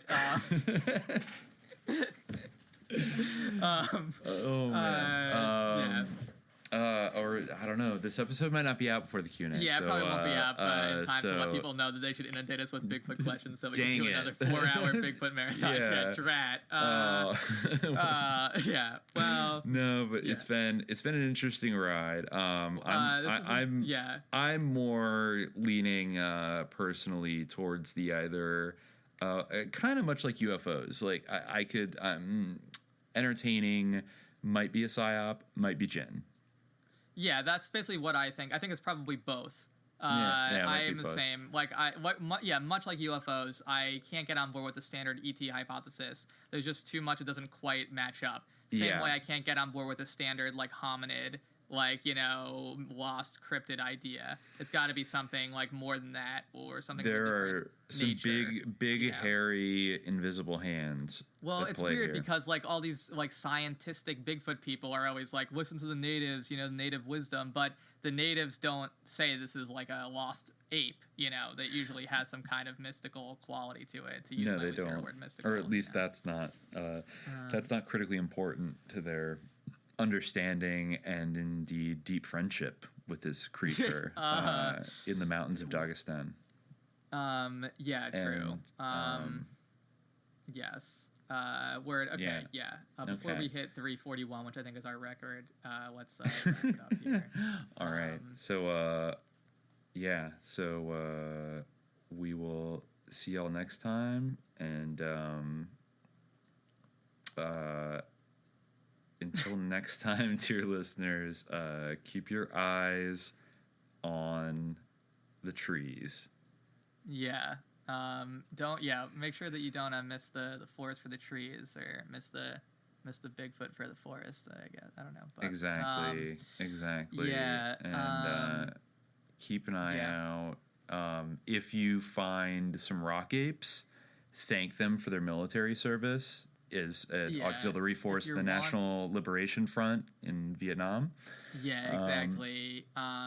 Make sure that you know, if you encounter any rock apes, like, just burn your passport in front of them. Maybe they'll stand down and not hurl rocks at you. We salute you, rock apes. Yes, you did a great job. If you're wandering in the forest, do not think about a sexual partner, because you might find yourself enticed by an otter. You know, don't let your guard down around the otters. You know, and if you hear the voice of your dead sister luring you to taste of some food, make sure that you confirm that it's not like driftwood or whatever. If a band of seemingly friendly or beautiful women canoes up to you and offers you an oar, make sure that it's not just a bunch of minks. Yes. Set the oar on fire and throw it into the water. Yeah. And break the spell, whatever it is. So word. Yeah. And we'll catch y'all next time. Don't trust the National Park Service. They're just, pawns in a larger game. And the original BLM ally of all cryptids. Yeah, you were speculating that when that guy, that one-star general said that BLM was working with the Giants. Maybe that was Bureau of Land Management, obviously. Yeah, exactly. They control the derelict mine shafts in this country, so... Yeah, I think maybe we should try to get this episode out into, like, the Bigfoot sphere. Maybe they would want to listen to it, We'll use hashtag. We could try. They're a dedicated crowd, so... They are a dedicated crowd, I could post it on Bigfoot Reddit, but they probably just downvote me again because they hate everything that's serious, and they hate any big contributions to the field. Anyway. All right. So until next time, dear listeners, stay vigilant. Peace.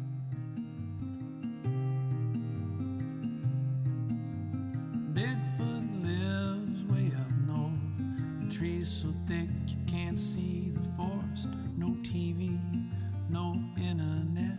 Where the digital age ain't ruined things yet.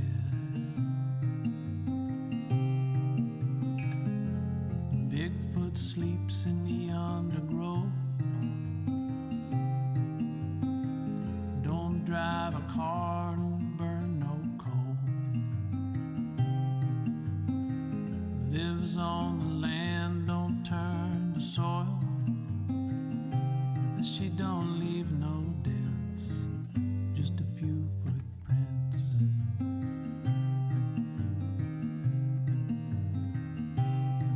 She's heard crazy tales from the hawk and the deer about a nasty little creature not far from here, almost bald with tiny feet that'll kill a bear and just leave the meat. But that little foot's just a backwoods myth, something to scare baby squirrels with. There ain't no creature could be so dumb and selfish. Bigfoot sleeps in the undergrowth. Don't drive a car, don't burn no coal. Lives on the land, don't turn the soil. She don't leave no dents, just a few footprints.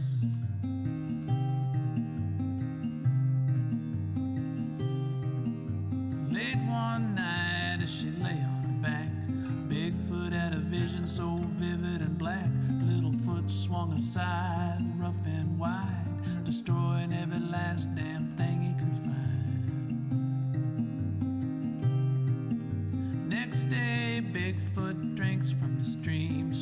something foul on the morning breeze. She looks down and can't believe what she sees. A little footprint right there by the stream. So she runs and she runs till she can't breathe, deep into the forest of the ancient trees, to find a hiding place that's known to no one. But she never ever sleeps so sound again like before she saw the little footprint, and she wonders now about the end of everything. Bigfoot sleeps in the undergrowth. Don't drive a car, don't burn no coal. Lives on the land, don't turn the soil.